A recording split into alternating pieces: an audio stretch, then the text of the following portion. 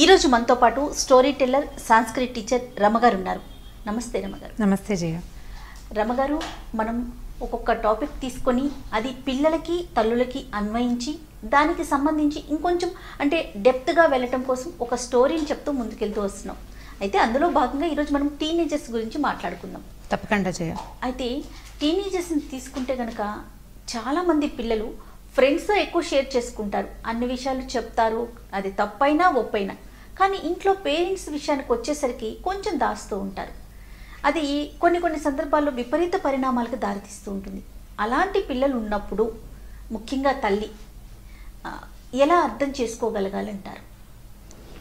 అంటే ఎంత వయసు వచ్చినా తల్లులకి తమ పిల్లలు చిన్నపిల్లల్లాగానే కనపడతారు. ఇప్పుడు 13 అనుకుందాం, 12, 13 అంటే 13 ఏళ్ళు కదా. 13 అంటే 13 నుంచి 19 దాకా మనం టీనేజ్ అంటున్నాం. అయితే ఇదివరకటి కంటే ఇప్పటికి వచ్చిన తేడా ఏంటంటే ప్రీ టీన్స్ అని వచ్చేస్తున్నాయి. ప్రీ టీన్స్ ఎందుకు వస్తాయంటే ఈ టీనేజ్ కంటే ముందు అంటే 13 కంటే ముందున్నది కూడా 11, 12 సంవత్సరాలు కూడా చాలామంది పిల్లల్లో ఈ టీనేజ్ తాలూకు ఎఫెక్ట్స్ ముందు నుంచే వచ్చేస్తున్నాయి. ఆడపిల్లలో హెచ్చుగా కనిపిస్తోంది, మగపిల్లల్లో కూడా కనపడుతుంది. దీనికి కారణం ఏంటంటే మన ఆహారపు అలవాట్లు కావచ్చు, మన జీవన విధానం కావచ్చు. ఇదివరకటి కంటే ఇప్పుడు ఎక్కువగా మనం ప్రపంచాన్ని తెలుసుకునే విధానాలు పెరిగిపోయినాయి. 10 ఏళ్ళు రాగానే ఆడపిల్లలు మేకప్కి వాటికి దృష్టి పెట్టడం, మగపిల్లలు స్టైలిష్గా కనపడడానికి రకరకాల హెయిర్ స్టైల్స్ చేసుకోవడానికి, కొంచెం పెద్దవాళ్ళలాగా బిహేవ్ చేయడానికి ప్రయత్నిస్తూ ఉంటారు. అమ్మాయిలు బాగా కనపడతారు, అబ్బాయిలు కొంచెం తక్కువ కనిపిస్తారు. అయితే ఈ పిల్లల్లో వచ్చే ఈ మార్పుని ఫ్యాషన్గా తీసుకుంటున్నాం, కానీ ఇది వాళ్ళ లోపల నుంచి మార్పు వస్తోంది, లోపల జరుగుతున్న మార్పు, ఇది బాహ్యమైంది కాదు అనేది తల్లులు మొట్టమొదట తెలుసుకోవాలి. వీడు ఫ్యాషన్ దేన్నో ఇమిటేట్ చేస్తున్నాడని అనుకుంటాం మనం. యాక్చువల్గా అది ఇమిటేషన్ ఒకటే కాదు, వాడికి శరీరం లోపల జరిగే రకరకాల మార్పులు జరిగే హార్మోనల్ బ్యాలెన్స్ ఇవి జరుగుతుంటాయి, చేంజెస్. బ్యాలెన్స్ ఎప్పుడు కుదురుతుంది? ఓ 20 ఏళ్ళు వచ్చాక, 22 ఏళ్ళు వచ్చాక బ్యాలెన్స్ కుదురుతుంది. ఈ లోపల ఈ వయసు లోపల అక్కడ జరిగే రకరకాల మార్పులతోటి వీడు ఒక్కొక్క రకంగా ప్రవర్తిస్తాడు. ఒక్కొక్క పిల్లలు ఏది చెప్పరు, మేము పెద్దవాళ్ళం అయ్యామనుకుంటారు. శరీరం లోపల భాగాలు పెరిగిపోతుంటాయి, దాన్ని చెప్పుకోవడానికి చూపించడానికి మొహమాట పడతారు, తల్లుని దగ్గరికి రానివ్వరు. ఇవన్నీ సహజంగా తీసుకుంటాం. ఒక్కొక్కసారి అది విపరీతానికి కూడా దారితీసే అవకాశం ఉంది. కాబట్టి ఇది ఏం చేయొచ్చు అంటే 12, 13 వచ్చిన దగ్గర నుంచి పిల్లాడిలో ఎలాంటి సంచలనం కలుగుతోంది అనేది మనం తెలుసుకోవాలి. చాలామంది ఏం చేస్తారంటే పిల్లల్ని మధ్యలో పడుకోబెట్టుకోవటం, దగ్గర పడుకోబెట్టుకోవటం చేస్తారు.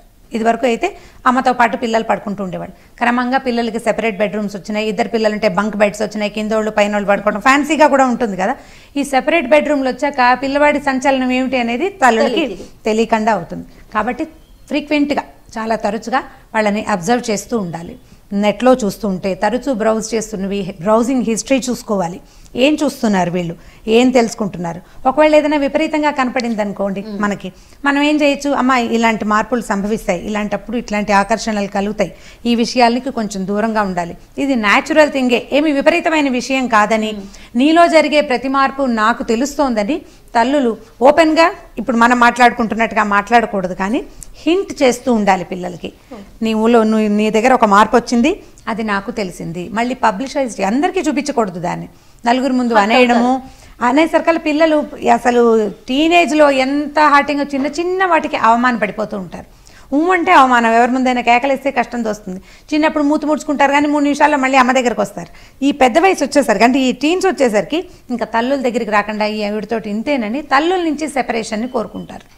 దానికి మనం జాగ్రత్త ఎక్కడ పడాలంటే పిల్లల్లో వస్తున్న మార్పుని తల్లులు గమనించి తీరాలి. గమనించకపోతే మాత్రం దీన్ని మనం ఏమీ చేయలేకపోతాం. చేయి దాటిపోయిన తర్వాత వాడికి 15, 16 వచ్చాక పూర్తిగా ముదిరిపోయాక ఇంకా అప్పుడు మనం స్టార్ట్ చేస్తామంటే కుదరదు. ఇది ఆడపిల్లల్లో అయితే బాగా ప్రీటీన్స్ 10వ సంవత్సరం నుంచి చూడాలి, 10వ ఏటి నుంచి చూడాలి. మగపిల్లలని అయితే కొంచెం 12 దగ్గర నుంచి. కానీ ఇది ఏమంటారు, రాకెట్ పాటలాగా అందరికీ ఒకటే కాదు. మన పిల్లలు ఎవరి పిల్లాడు వాడిని చూసుకోవాలి. ఇప్పుడు చూడండి, ఒక్కో పాప చక్కగా అంత అన్నం తింటుంది, ఒక్కో పాప బలవంతంగా పెడితే ఇంతే తింటుంది. దాని పరిస్థితిని బట్టి కదా, అంటే వాళ్ళ మనస్తత్వాన్ని బట్టి మనం ఏ తల్లి తన తాలూకు సంతానాన్ని బట్టి వాళ్ళ మనస్తత్వాన్ని బట్టి బిహేవియర్ని బట్టి తెలుసుకుని ప్రవర్తించాలి. ఇందులో చదువుకున్న తల్లులు చదువుకోని తల్లులు ఆ తేడా ఏం లేదమ్మా. ఎందుకంటే చెడిపోయేది ఎవరి పిల్లాడైనా ఒకటే, పిల్లైనా ఒకటే. సింపుల్గా దారి తప్పిపోతారు. ఆ దారి తప్పే ముందే పేరెంట్స్ కొంచెం జాగ్రత్త పడి మాట్లాడాలి వాళ్ళతోటి ఫ్రీక్వెంట్గా. మళ్ళీ దీన్ని పెద్ద సంభాషణగా చేయకూడదు. మనం ఇంతసేపు లెంగ్దీగా మాట్లాడాం, ఈ లెంగ్దీ సంభాషణ పిల్లలతోటి చేయకూడదు. ఎక్కువ చేసిన కొందికి అయ్యుడికి తెలిసిపోయింది అన్నాక ఇంకా వాడికి భయం పోతుంది. తెలుస్తుంది అమ్మకి అర్థమైందన్న సిగ్గు భయము కలగాలి. ఎక్కువ తెలిసేసుకుంటుందేమో అన్న బెరుకు కలిగి కొంచెం చేస్తున్న చెడు పని నుంచి వెనక్కి రావాలి. మాట్లాడుతూ ఉండాలి. కళ్ళు వాళ్ళ మీద నుంచి తీయకూడదు. మన ఫ్యాషన్స్, మన ప్రపంచము, మన సీరియల్స్, మన సినిమాలు, మనం బయటకు వెళ్తాలు, మన క్యారియర్ అనుకుంటే ఇక పెద్దగా పిల్లలకి ఏం ఇంపార్టెన్స్ లేనట్టే. ప్రొఫెషన్, కెరీర్, ప్రొఫెషన్ దీంట్లో పడి ఉన్నామంటే ఇంకా పిల్లలకి ఏం ఇంపార్టెన్స్ లేనట్టే. ఇంక ఇవన్నీ తెలుసుకోవడం కూడా వృధానే కదా. కానీ ఇంత కష్టపడేది పిల్లల కోసమే కదా కదా ప్రతి ఒక్కరం కూడా. ఎండ్ ఆఫ్ ద డే ప్రతి వాళ్ళకి పిల్లల కోసమే, మా అమ్మాయి కోసమే ఇంత ఉద్యోగం కష్టపడి చేశానని చెప్తారు. మరి నువ్వు చేయవలసిన అసలు పనిని మానేసి డబ్బు ఎంత సంపాదిస్తే ఏముంది జయ? పిల్లల ప్రవర్తన సరిగ్గా లేకపోతే దానివల్ల మనం ఎలాగూ బాధపడతాము. మరి వాళ్ళ సఫరింగ్, పిల్లలు అన్యాయం అయిపోతారు కదా. కేరింగ్గా ఖచ్చితంగా ఉండాలి. కొంచెం పని గంటలు తగ్గించుకోవాలి. అమ్మ ఒక్కతేనే నేను ఎప్పుడు చెప్పను జయ, దీంట్లో ఖచ్చితంగా నాన్నల పాత్ర ఉండి తీరవలసిందే.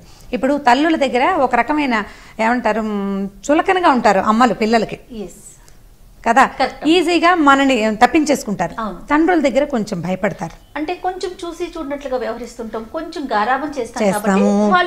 అంటే పిల్లాడు కదా, చిన్నపిల్ల కదా, చిన్నపిల్లవాడని వాడి 4 రోజులు పోయాక వాడే తెలుసుకుంటాడని అట్లా ఒకటి. తర్వాత ఏమో భర్త ఏమైనా కేకలేసినా తిట్టినా కొట్టినా సహించలేని తనం ఒకటి ఉంటుంది తల్లులకి. ఆ గుణంతో కూడా కొంత దాచిపెడతారు. దాచకుండా కొంచెం ముందు మన ఇద్దరం డిస్కస్ చేసుకుని, దీని అంతటికి ముందు భార్యాభర్త డిస్కస్ చేసుకోవాలి. ఇద్దరు చెరో పక్క నుంచి దాన్ని నరుకుంటూ రావాలి. చెరో పక్క నుంచి నరికి వస్తేనే కరెక్ట్ ప్లేస్లోకి వెళ్తారు. అప్పుడు పిల్లాడు అమ్మా నాన్న మన పట్ల కేరింగ్గా ఉన్నారని తెలుసుకుంటాడు. తర్వాత ఏమో వాడికి ఏదైనా ఇబ్బంది ఉంటే ఒక పిల్లవాడైతే కొంచెం నాన్నలతోటి షేర్ చేస్తారు, అమ్మాయిలు ఆడపిల్లలతోటి షేర్ చేస్తారు. మనకు తెలిసిందే 13 దాకా ఆడపిల్లలందరూ నాన్న పట్ల చాలా అట్రాక్టెడ్గా ఉంటారు. అన్నిటికీ నాన్న, ఎందుకంటే అమ్మాయిలకి నాన్నే అన్నీ కొనిపెట్టేసి ముద్దు చేస్తాడు కాబట్టి. 13 వచ్చాకే అమ్మాయిలకి బాగా అమ్మ అవసరం తెలుస్తుంది. నేను ఎంతమందిని చూశానో జయ అట్లా 20 ఏళ్ల దాకా మా అమ్మకు బోరు, మా అమ్మకి ఏం తెలీదు, మా అమ్మాయి చాదస్తాం అనే పిల్లలు 20-22 వచ్చాక పూర్తిగా తల్లుల్ని ఇమిటేట్ చేస్తారు. అమ్మ చేసే రకపు వంట, అమ్మ కట్టుకునే రకపు చీరలు అన్నీ. తర్వాత అసలు 30 ఏళ్ళు వచ్చాక వాళ్ళని చూస్తే వాళ్ళ అమ్మని చూడక్కర్లేదు, సేమ్ డిట్టో అలాగే కనపడతారు.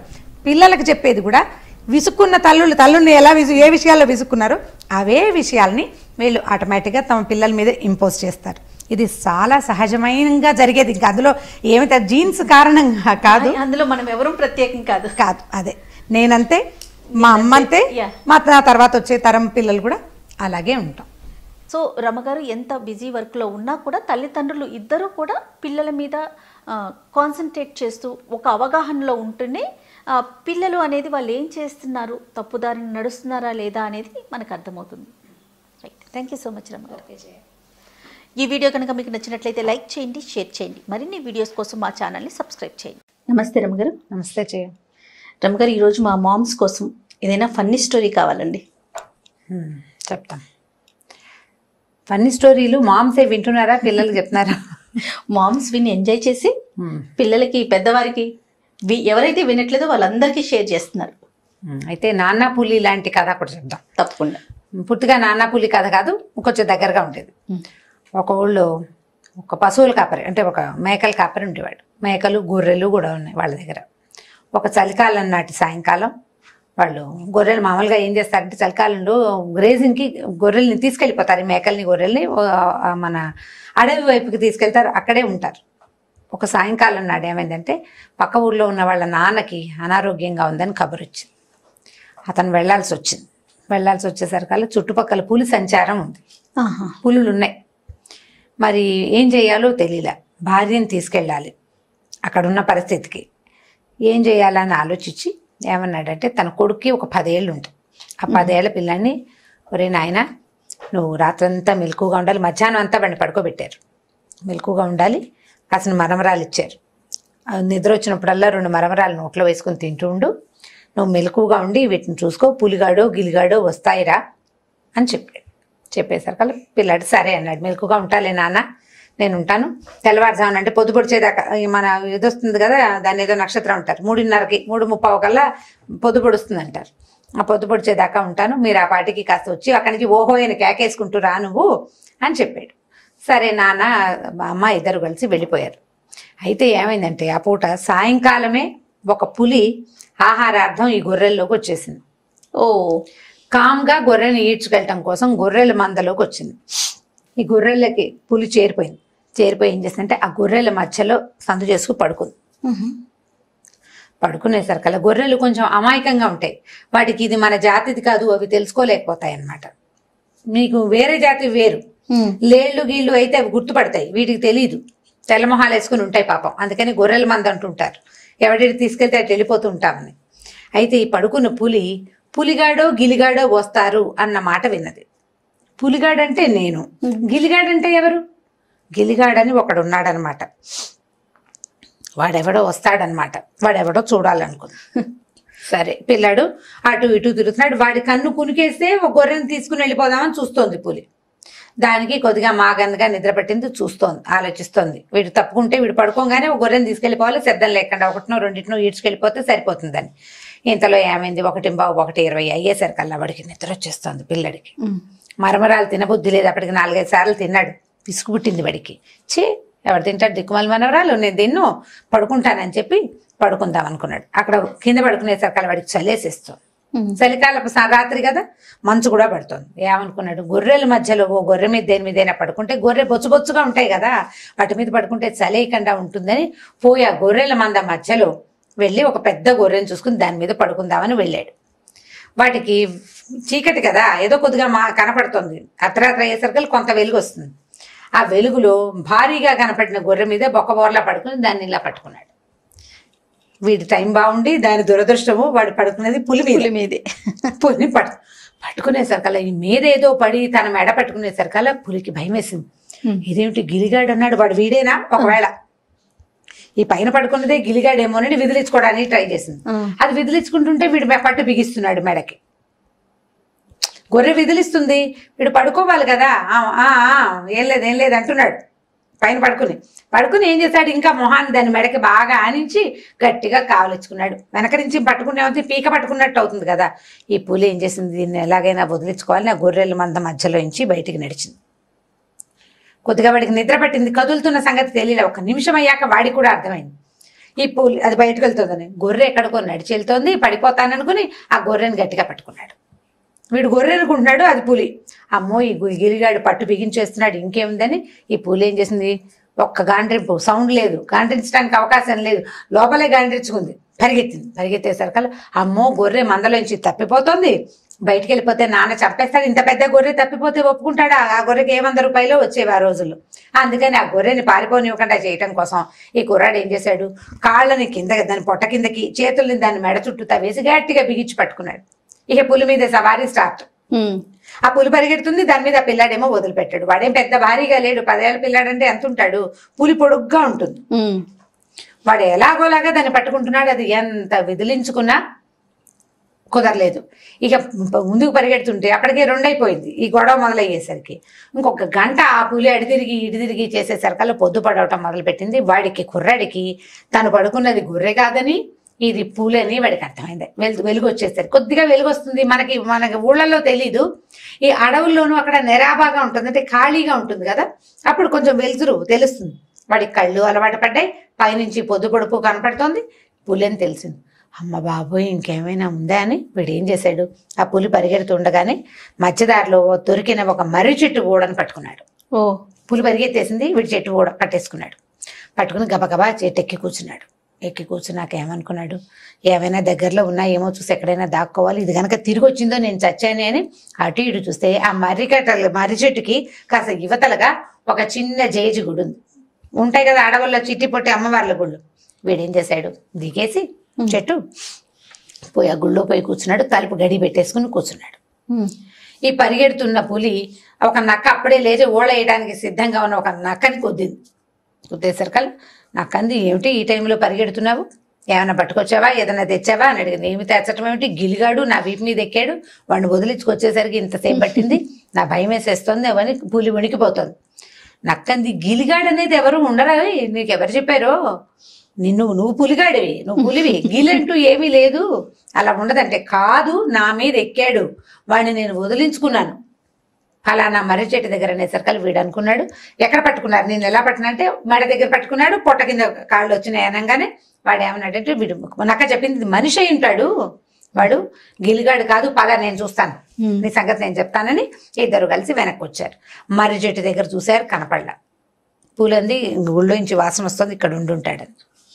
సరే నక్క పులి చెరుకో పక్కన నుంచుంటే ఈ నక్క ఏం చేసింది, వీడు మనిషే అందుకనే గుళ్ళోకి వెళ్ళి గడి పెట్టుకున్నాడని తన తోకని తలుపు సందులో నుంచి పోనిచ్చి గడి అవతలికి తీయటానికి చెక్క గడియాలి కదా, ఇప్పుడు దాని కింద నుంచి మనం ఒక పుల్ల పోనిచ్చి ఇలా తీసామనుకో గడి వచ్చేస్తుంది. అందుకని ఏం చేసింది, తోకని అందులో పెట్టింది. పెట్టేసరికల్లా వీడు బెదిరేడు, వాడి నిద్ర పట్టడంలా భయపడి ఉన్నాడు కదా, మెలకుగానే కూర్చుని ఉన్నాడు పిల్లాడు.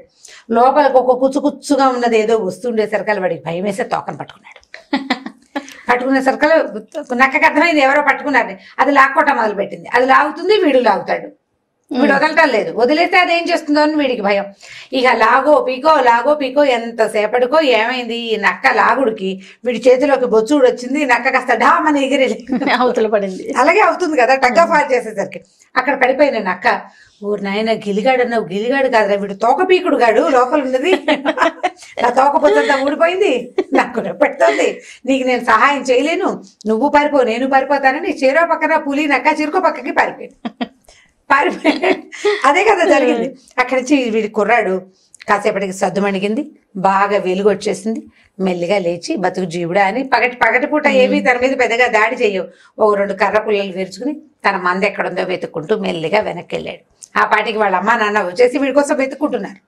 ఏమిట్రా ఏం చేసావంటే, ఏమో నాన్న పులి వచ్చింది దాని మీద కూర్చున్నాడు. దాని మీద ఎలా కూర్చున్నామంటే ఎలా కూర్చున్నాడో వీడు, పులి మీద వాడు ఎలా ఎక్కాడో కూడా వాడికి లేదనమాట. నేను గొర్రె మీద పడుకున్నాను, అది పులి మీదకి ఎలా వెళ్ళానో నాకు అర్థం కావటం లేదు, అదేమో నన్ను తీసుకెళ్ళిపోయింది ఫలానా చోటికి, ఒక కుచ్చు తోక వచ్చేదంటే నక్క ఉంటుందని వీళ్ళు ఊహించారనమాట. ఆ తర్వాత నుంచి పిల్లాన్ని వదిలిపెట్టలేదు. కానీ వాడు ధైర్యశాలి కాబట్టి ఈ కథ అంతా నడిచింది. వాడు మొదటే అది పులి అని అర్థం కానీ గీవురు గవర్నమెంట్ అరవంగానే ఈ పులి చూసేసుకునేది వీడు మనిషిని. వాడు అరవకుండా తెలివిగా ఉన్నాడు. ప్రమాదాలు ఎదురైనప్పుడు పానిక్ గా అయిపోకూడదు. మనకేదో సమస్య వస్తుంది, అరిచి కేకలు పెట్టి గీ బ్యామని అరిచేసరికల్లా సమస్య పెరిగిపోతుంది. ఒక క్షణం స్థిమితంగా ఉంటే ఆలోచిస్తే తర్వాత ఆటోమేటిక్ గా సెట్ అయిపోతుంది. పిల్లలు ఏదైనా చిన్నది కనపడంగానే పురుగు కనిపిస్తే కేవ్వు మన అరుస్తుంటారు భయానికి. ఆ పానిక్ అయిపోకూడదు, అవ్వకపోతే ఇలా గెలిచిపోతామని ఈ సరదా కథ అండ్ ఈ పాయింట్ కూడా మనం తెలియజేయాలి. ఏదైనా విపత్కర పరిస్థితి, ఇబ్బందికరమైన పరిస్థితి, తప్పించుకోలేని స్థితి వస్తే పానిక్ అవ్వకూడదు. ఏడిచేసేయటము అరిచేసేయటము రెండు చేయకుండా కొద్దిగా స్థిమితంగా ఆలోచిస్తే దాని నుంచి మనం బయటపడగలుగుతాం. వీళ్ళలాగా ఈ కథ చెప్పచ్చు, ఈ పాయింట్ కూడా చెప్పచ్చు. పానిక్ అవ్వదు, ప్రతిదానికి అరిచి కేకలు పెట్టకూడదు, తాపీగా ఉండి నిదానంగా స్థిమితంగా ఉండాలని చెప్పచ్చు. చాలా బాగుంది. పులిగాడు గిలిగాడు అద్భుతంగా, చివరికి అది తోకపీకుడు గాడు కథ అయిపోయింది. ఓకే, ఫన్నీగా ఉంది. మీరు అన్నట్లుగా మంచి పాయింట్ కూడా ఉంది. అదే. ఓకే రమ్మ గారు, ఇంకొక స్టోరీతో మళ్ళీ కలుద్దామండి. ఓకే చేయ. ఈ వీడియో కనుక మీకు నచ్చినట్లయితే లైక్ చేయండి, షేర్ చేయండి. మరిన్ని వీడియోస్ కోసం మా ఛానల్ని సబ్స్క్రైబ్ చేసుకోండి. నమస్తే రమ్మ గారు. నమస్తే చేయ. రమ్మగారు, చిన్న పిల్లలకి సంబంధించి ఏదైనా స్టోరీ ఉంటే చెప్పుకుందాం రమ్మగారు. ఈరోజు మనం ఒక చిన్న స్టోరీ చెప్తాను జయ. ఒకరోజు ఒక పిల్లాడు స్కూల్ నుంచి ఒక కాగితం పట్టుకొచ్చి తల్లికి ఇచ్చాడు. టీచర్ మడత పెట్టి ఒక కాగితం వాడి చేతికి ఇచ్చింది. ఆ కాగితం అబ్బాయి విప్పి చదవల. మీ మామకి ఇవ్వమంది. మర్యాదకరంగా తల్లికి ఆ కాగితం తెచ్చిచ్చాడు. ఆవిడ ఆ కాగితం తీసి విప్పదీసి చదివింది. మడత తీసి చదివాక ఆవిడ ఏడుస్తూ చాలా దుఃఖంగా ఉంది. అయితే ఆవిడ కళ్ళనీళ్ళు పెట్టుకుంటుంటే పిల్లాడికి అర్థం కాలమ్మా, ఎందుకమ్మా ఏడుస్తున్నావు, నువ్వు ఎందుకు బాధపడుతున్నావు అని అడిగితే అమ్మే ఉందంటే, మీ టీచరు మీ పిల్లాడు చాలా తెలివైన వాడు, మీ అబ్బాయికి సరిపడా టీచ్ చేసే టీచర్లు మా స్కూల్లో లేరండి, మీ పేరు చాలా బ్రైట్ కిడ్, అంత బ్రైట్ స్టూడెంట్కి మేము టీచ్ చేయలేము, ఇంత తెలివైన పిల్లాడిని ఇంకొంచెం పెద్ద స్కూల్లో ఇంకొంచెం మంచి స్కూల్లో వేయమని రాసిందిరా టీచర్ ఎంత ప్రేమగా రాసిందోనని కళ్ళనీళ్ళు వచ్చినాయి నాన్న, స్కూల్ మారిపోదాం మనం, నీకు ఇంకా పెద్ద స్కూల్లో చేర్పిస్తాను, నువ్వు చాలా తెలివైన వాడివి అని చెప్పింది. పిల్లాడు ఒప్పుకున్నాడు. ఒప్పుకున్నాక కొంతకాలం అయింది, స్కూల్ మార్చారు, ఏదో చదువుకున్నాడు, ఏదో సక్సెస్ అయ్యాడు, బాగా ముందుకెళ్ళాడు, చాలా గొప్ప పేరు వచ్చింది అతనికి.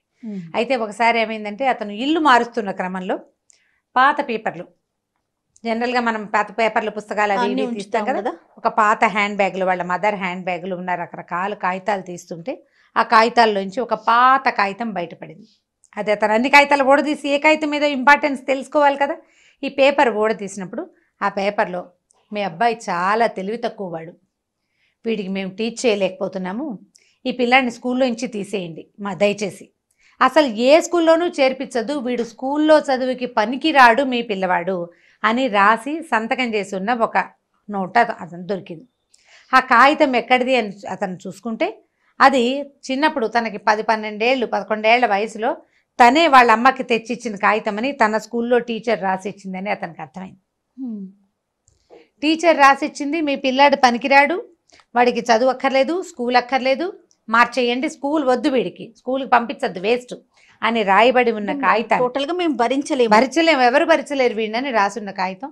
వాళ్ళ అమ్మ అతనికి ఏం చెప్పింది, నువ్వు తెలివైన వాడివి, నీకు వేరే స్కూల్ కావాలి అని ఇంకో స్కూల్లో చేర్పించింది. ఆయన చాలా చాలా దుఃఖంగా చాలా బాధ వచ్చేసింది అతనికి, ఎంతో ఏడుస్తూ డైరీలో రాసుకున్నాడు అనమాట.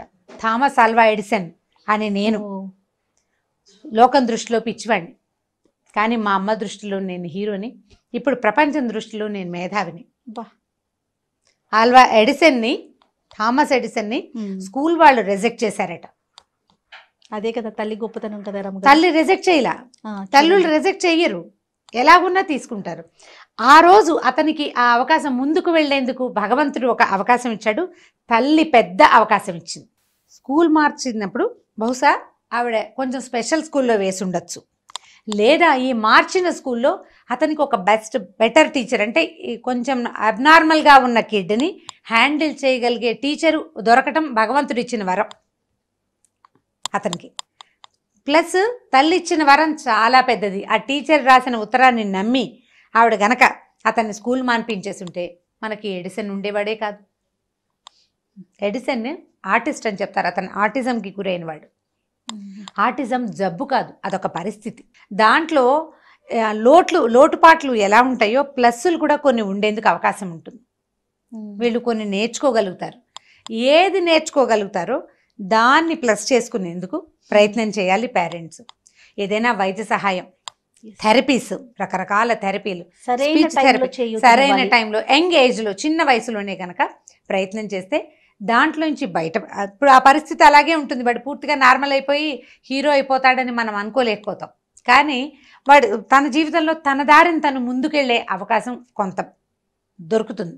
మనం కూడా ట్రై చేయాలి, ఎడిసన్ వాళ్ళ అమ్మ ట్రై చేసినట్టుగా. అద్భుతం గారు, సూపర్. ఓకే జయ, ఈ వీడియో కనుక మీకు నచ్చినట్లయితే లైక్ చేయండి, షేర్ చేయండి. మరిన్ని వీడియోస్ కోసం మా ఛానల్ని సబ్స్క్రైబ్ చేసుకోండి. నమస్తే రమగారు. నమస్తే జయ. రమగారు, మనం పురాణ కథల గురించి మాట్లాడుకుంటున్నాం. లాస్ట్ వీడియోలో మనం శిబి చక్రవర్తి ఆయన గొప్పతనం మాట్లాడుకున్నాం. అంటే దానం ఇచ్చే విషయంలో మాటని నిలుపుకోవటం కోసం తన ప్రాణాలని త్యజించారు, ఆ విషయం మనం మాట్లాడుకున్నాం కదా. మరి ఈ రోజు వీడియోలో మీరు మాకు ఏ విధమైన స్టోరీ చెప్తున్నారు? బలిచక్రవర్తి కథ చెప్తాను జయ. ఓకే. ఈ బలిచక్రవర్తిని మనం సంవత్సరంలో 1-2 సార్లు గుర్తు చేసుకుంటాం. బలిపాడ్యమి, దీపావళి వెళ్ళిన మరుసటి రోజుని బలిపాడ్యం అంటారు, అది గుర్తుపెట్టుకుంటాం. అది కాకుండా మనం ఏం చేస్తామంటే సంక్రాంతి పండుగలో 3వ రోజు కనుమ అంటాం కదా, కనుమ నాడు రథం ముగ్గేస్తారు కదా మీకు. ఆ రథాన్ని ఎక్కే బలిచక్రవర్తి వ్యాహ్యాళికి వస్తాడని, భూమండలానికి వస్తాడని, వచ్చి ఇక్కడున్న పంటల్ని వాటిని చూస్తాడని, భూమిని చూస్తాడని మన తెలుగు వాళ్ళ నమ్మకం. రథం వేసి తూర్పు నుంచి పడమరకు వెళ్తున్నట్టుగా దారి వేస్తాం. అవును కదా. ఈ తాడుని అలాగే తాడు చక్రాలు అవన్నీ మనం ఎందుకు చేస్తామంటే బలి ఆయన వచ్చి తెలుగునాట అన్ని వాకిళ్లలోని ఈ ముగ్గులు, ఈ రథం ఎక్కి దిగి, 2వ రథం ఎక్కి దిగి, 3వ రథం ఎక్కి, అట్లా అన్నిటి చోట రథాలు ఎక్కి దిగి మన తాలూకు పంటలు, మన సస్య సంపద ఎలా ఉంది, గో సంపద ఎలా ఉంది, ఆంధ్రదేశం ఎలా ఉంది చూడడానికి వస్తాడు. అంటే భారతదేశాన్ని చూస్తాడని పాత రోజుల్లో చెప్పేవాళ్ళు. ఇప్పుడు మిగిలిన జాతుల వాళ్ళు అన్ని స్టేట్స్ వాళ్ళు వేస్తున్నారో లేదో తెలీదు, మనం మాత్రం కనుమ పండుగని దానిగానే భావిస్తాం. పశువుల పండుగ అంటారు. ఆ రోజు గొడ్లకు కూడా చక్కగా కొమ్ములకి రంగులేసి వాటికి పసుపు కుంకాలు పెట్టి చేస్తాం. అయితే ఈ బలి చక్రవర్తి అవడానికి రాక్షసుడు. ఎలా అంటే హిరణ్యకశిపుడి కథ మనకందరికీ తెలిసింది. ప్రహ్లాదుడు హిరణ్యకశిపుడు కదా. ఈ ప్రహ్లాదుడు నరసింహావతారానికి కారణమైన వాడే ప్రహ్లాదుడు. ఆయనకు చాలా హరిభక్తి ఉంది, విష్ణు భక్తి ఎక్కువ. అతని కొడుకు విరోచనుడు, అతని పేరు. విరోచనుడి కొడుకు బలి తర్వాత వాడనమాట. అయితే ఈ బలి చక్రవర్తి పుట్టుకతోటి మరి రాక్షసుడే కదా, ఎందుకంటే హిరణ్యకశిపుడి మునిమనవుడు కదా. అయితే ఇతను చాలా యజ్ఞయాగాదులు, ఇతను విష్ణువుకి వ్యతిరేకంగా ఉన్నట్టుగా ఎక్కడా చెప్పబడదు, అతను విష్ణు భక్తి కలిగిన వాడే. కానీ జన్మచేత రాక్షసుడు అవ్వటం వల్ల ఒక తీవ్ర ప్రకృతి అతని దగ్గర ఉంది. అతను ఏం చేసేవాడంటే ఈ దేవతల్ని వాళ్ళని యుద్ధం చేసి ఓడించి దాన్ని కైవసం చేసుకునేందుకు ప్రయత్నమే చేస్తూ ఉండేవాడు. అయితే బలి చక్రవర్తికి ఒక 2 వెర్షన్లు ఉన్నాయి ఇందులో కూడా. ఏం చేశాడంటే అన్ని యజ్ఞాల తాలూకు అంటే ప్రపంచంలో ఉన్న వాళ్ళు చేసే వాళ్ళంతా భూముల మీద చేసే యజ్ఞాలు అన్ని ఫలితము విష్ణువుకే చెందాలి, ఇంకా ఏ దేవతలకి చెందనివ్వకూడదని బలవంత పెట్టాడని ఒక కథ చెప్తారు. మనం చెప్పుకునే కథలో ఏంటంటే ఇతను చాలా యాగాలు చేసేవాడు. యాగాలు చేస్తే ఏంటంటే 100 యాగాలు చేసిన వాడికి ఇంద్ర పదవి వస్తుందని ఒక ఇది ఉందన్నమాట. అంటే లెక్క ఇన్ని పూజలు చేసిన వాడికి ఇది మన పదవిలాగా అన్నమాట. ఇంద్ర పదవి రావాలంటే 100 యాగాలు చేయాలి. 100 యాగాలు చేసిన తర్వాత వాడికి ఇంద్ర పదవి వస్తుంది. ఇలాంటివి జరిగిన నహుషుడని ఒక ఆయనకి ఇంద్ర పదవి వచ్చింది ఇలా 100 యాగాలు చేసి. అయితే ఈ ఇంద్రుడు ఏం చేసేవాడంటే 90, 98, 99 చేశాక ఆ 100ది చేయనివ్వకుండా ఆపేవాడు. ఎందుకంటే పదవి పోతుందని మొదటిది. రెండోది ఏంటంటే ఇతను అసురుడు, జన్మచేత రాక్షసుడు కదా. సో దేవతలు అదితి తాలూకు సంతానానికే ఇంద్ర పదవి ఉండాలి కానీ దితి సంతానానికి దైత్యులకి అది ఉండకూడదని వాళ్ళు గట్టిగా పట్టుదలగానే ఉండేవాళ్ళు. దేవతలందరూ దానికి సహాయం చేసేవాళ్ళు. అయితే ఇతను ఏం చేశాడు, ఇన్ని హోమాలు చాలా యజ్ఞాలు అవన్నీ చేసేసాడు. చేసిన తర్వాత ఇతను ఇంద్ర పదవికి ఆశిస్తున్నాడు, ఇంద్రుణ్ణి తీసేయడానికి ప్రయత్నం చేస్తున్నాడు అని జనాలు తెలుసుకున్నారు. వీళ్ళు ఏం చేశారంటే విష్ణుమూర్తిని అడిగారు, అయ్యా ఇతను ఇంద్రుడి పదవికి రాకుండా ఏదైనా చెయ్యండి, ఏదో ఒక ప్రయత్నం చేయమంటే అప్పుడు అదితి కశ్యపులు వాళ్ళిద్దరూ కలిసి భార్యాభర్త విష్ణుమూర్తిని ప్రార్థిస్తే ఆయన ఏం చేశాడంటే నేనే మీకు సంతానంగా పుడతాను, అప్పుడు ఇతని సంగతి చూస్తానని చెప్పాడు. అప్పుడు అదితి తాలూకు సంతానంగా వామనావతారంలో విష్ణువు పుట్టాడు. వామనావతారం అంటే వామనుడు అంటే మనం జనరల్ కథల్లో అర్థం ఏంటంటే పొట్టివాడని, కానీ చిన్న పిల్లవాడే వటువు. వామనుడు అంటే బ్రహ్మచారి, మన ఒడుగైన తర్వాత ఉండేవాడు అనమాట. ఒడుగైతే 8 ఏళ్లకో ఎప్పుడో ఒడుగు చేసేవాళ్ళు. ఆ పిల్లాడు ఎంత ఉంటాడు, ఇంతే కదా ఉంటాడు, 8 ఏళ్ల వాడు. అయితే ఏమైంది, ఈ అదితి కశ్యపులకి సంతానంగా విష్ణుమూర్తి పుట్టాడు. అయితే పుట్టిన పిల్లవాడిని వాళ్ళు చాలా చక్కగా ముందుగా చూసుకుని కాస్త పెరిగాక అతనికి ఈ జాతకర్మలు అన్ని రకాల కర్మలు అయిన తర్వాత ఈ ఉపనయనం చేశారు. ఉపనయనం చేసిన తర్వాత ఉపనయనం చేశాక అప్పట్లో ఏం చేసేవాళ్ళు అంటే వాళ్ళు విద్యకి కానీ చదువుకోవడానికి గురువుల దగ్గరికి వెళ్ళిపోవడం. ఉపనయనం చేశాక 7 ఏళ్ల తర్వాత ఇక పిల్లాన్ని 8 ఏళ్ళు వచ్చాక ఉంచుకునేవాళ్ళు కాదు, ఎక్కడికో చోటికి పంపేసేవాళ్ళు. అట్లా ఈ అబ్బాయిని బయటికి వదిలిపెట్టారు, ఈ వామనుడిని. ఆ టైంకి మన బలిచక్రవర్తి 100వ యాగం చేస్తున్నాడు, 100వ యాగం చేస్తున్నాడు. ఆ యాగం కనుక పరిసమాప్తి అయితే ఇక అతనికి ఇంద్ర పదవే నెక్స్ట్. అక్కడి నుంచి ఆ రోజు మంచి బ్రహ్మాండంగా యాగం అవుతుంది. దానాలు పెద్దగా ఎవరేది అడిగితే అది ఇచ్చేస్తున్నాడు. ఇస్తుంటే ఈ పిల్లవాడు వెళ్ళాడు ఆయన దగ్గరికి. వెళ్ళేసరికల్లా చిన్నగా క్యూట్గా ఉన్న పిల్లాడిని చూసేసరికల్లా ఆయనకి సంతోషం వేసింది. బలికి మూడుగా నీకేం కావాలి అని అడిగేసరికల్లా ఈ అబ్బాయి ఏం చేశాడు, పిల్లాడు 3 అడుగుల నేల కావాలి నాకు, అంతకంటే ఎందుకు, నేను చిన్నవాడిని, జపం చేసుకోవటానికి సంధ్యావందనం చేసుకోవటానికి ఎక్కడైనా కూర్చుని నా తపస్సు నేను చేసుకోవటం కోసం 3 అడుగుల నేల ఇవ్వమని అడిగాడు. అడిగేసరికల్లా ఇతని పక్కన శుక్రాచార్యుడు రాక్షసుల తాలూకు గురువు. బలిచక్రవర్తి మరి వంశానికి గురువు, వాళ్ళ పక్కనే ఉంటాడు. ఇంత పెద్ద హోమం చేస్తుంటే, ఇంత పెద్ద యాగాలు అవి చేస్తున్నప్పుడు యజ్ఞం చేస్తున్నాడు. హోమం, యాగం, యజ్ఞం ఇవన్నీ రకరకాలు అన్నీ నడుస్తున్నాయి, అన్ని రకాలు. పక్కనే ఈ గురువు గారు కూడా ఉన్నాడు. ఆయన వెంటనే ఇతడు రాక్షసాంతకుడైన హరి మామూలు వాడు కాదు, నువ్వు జన్మచేత రాక్షసుడివి, ఇతను నీ అంతు చూడ్డానికి వచ్చాడు. 3 అడుగులు అడిగి ఏం పెడతాడో కాబట్టి నువ్వు వద్దన్నాడు. దానం చెయ్యొద్దు, ఒప్పుకోవద్దు, చేయనని చెప్పు అని చెప్పేసరికల్లా బలి అన్నాడు, ఇలా ఎలాంటి వాడు వచ్చినవాడు పోని విష్ణువే అనుకుందాం, మామూలు వాడు కాదు. దానికి మన భాగవతంలో, పోతన గారి భాగవతంలో పద్యాలు, అద్భుతమైన పద్యాలు ఉన్నాయి. ఎలాంటంటే ముందు మొట్టమొదట శ్రీసతి లక్ష్మీదేవి తాలూకు తలను ముట్టుకుంటాడు. తల మీద విష్ణువు చెయ్యి, భుజాల మీద చెయ్యి, ఆమె వస్త్రాన్ని ముట్టుకుంటాడు, ఆమెతోటి ఉంటాడు. ఈ చెయ్యి అలాంటి చెయ్యి అంటే లక్ష్మీదేవిని, అంటే ఈ సంపదలన్నిటికీ మూలమైనటువంటి శ్రీదేవినే పట్టుకోగలిగిన చెయ్యి కింద నా చెయ్యి పైన అయితే దానికంటే ఇంకేమైనా గొప్పతనం ఉందా, నాకు ఇంకేం అక్కర్లేదన్నాడు. ఇంక ఏమీ అక్కర్లేదు. మీరు పద్యాలు అడుగుతారు జయ, ఈసారి భాగవత పద్యాలు వచ్చేసారి మనం చెప్పుకున్నప్పుడు అది చెప్తాను మీకు. ఇప్పుడు మనకి లెంగ్దీ అయిపోతుందని చెప్పట్లేదు. అలాంటి చెయ్యి కింద అయింది, ఈ ప్రపంచాన్ని అంతా నడిపే చెయ్యి, మామూలు చెయ్యి కాదు అది. అలాంటిది నా నుంచి దానం తీసుకుని ఆ చెయ్యి కింద అయ్యి నా చెయ్యి పైన అయితే ఇక నా జీవితానికి ఇంకేం అక్కర్లేదు, ఇదే చాలు, నేను ఏమైపోయినా పర్వాలేదని అతను ఏం చేశాడు, భార్య నీళ్లు పోయటానికి పూనుకుంది, చెయ్యి దానం ఇదిగో అని చేయబోయాడు.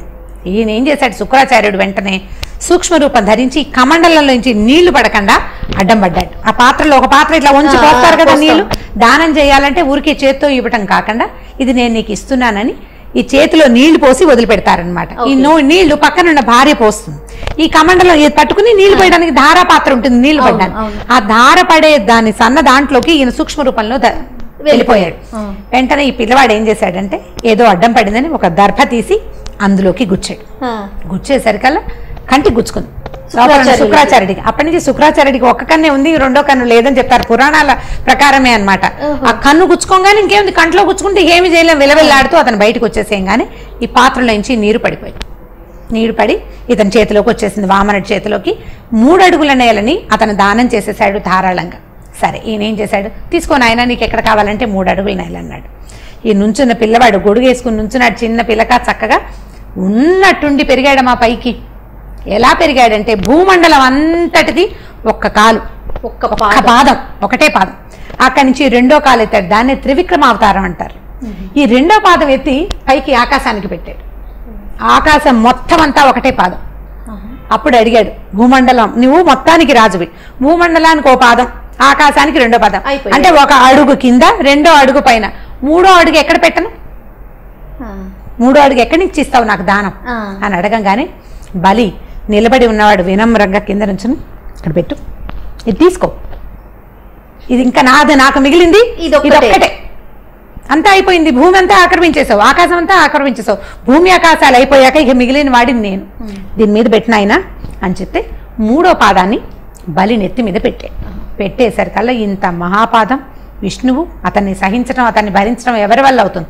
ఈ పాదంతో అతను కిందకి వెళ్ళిపోయాడు పాతాళంలోకి. బలి చక్రవర్తిని పాతాళానికి పంపించేశాడు. ఇక అతను యాగము హోమం ఏమీ చెయ్యడు, కిందకి వెళ్ళిపోవటమే, భూమి ఆకాశాలతో అతనికి పనే లేదు. అప్పుడు ప్రహ్లాదుడు తన మనవడి కోసమని వచ్చాడు.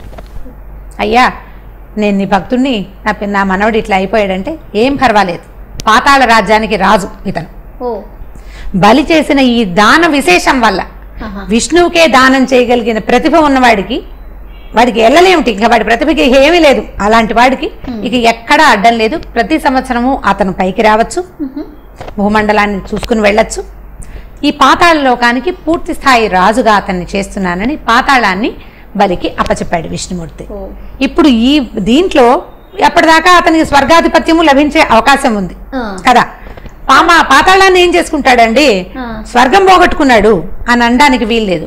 స్వర్గాన్ని పోగొట్టుకుని పాతాళాన్ని తీసుకున్న బలి విష్ణుమూర్తికి దానం చేసిన వాడిగా ప్రఖ్యాతి పొందాడు, పేరు ప్రఖ్యాతులు సంపాదించాడు. శ్రీ మహావిష్ణువే కింద చెయ్యి పెట్టి దానం తీసుకున్నాడు బలి దగ్గర. ఇప్పుడు చేసిన దానం ఇచ్చిన వాడు గ్రేట్ కదా, తీసుకున్నవాడు ఎంత అద్భుతమైన వ్యక్తి అయినప్పటికీ వాడి మీద ఇప్పుడు ఎప్పుడైనా సరే ఇచ్చిన వాడు ఎప్పుడూ గ్రేట్. కాబట్టి విష్ణువునే తన తాలూకు దానంతో జయించిన బలిని ప్రపంచం ఎప్పుడు గుర్తుపెట్టుకుంటుంది. అతని పేరుతో మనం రకరకాల పాడ్యములు ఉన్నాయి కదా, ప్రతి నెల మనకి 2 పాడ్యములు వస్తాయి, శుక్ల పాడ్యమి, కృష్ణ పాడ్యమి. ప్రతి నెలలోనే అంటే అమావాస్య తర్వాత రోజు ఒకటి, పౌర్ణమి తర్వాత రోజు ఒకటి. అమావాస్య వెళ్ళగానే ఒక ఫస్ట్ డే స్టార్ట్ అవుతుంది, అంటే పౌర్ణమికి ముందు అదొక పాడ్యం వస్తుంది. ఈ పాడ్యం నుంచి వరుసగా విధియ తదియ వరుసగా పౌర్ణమి దాకా 15 రోజులు కదా.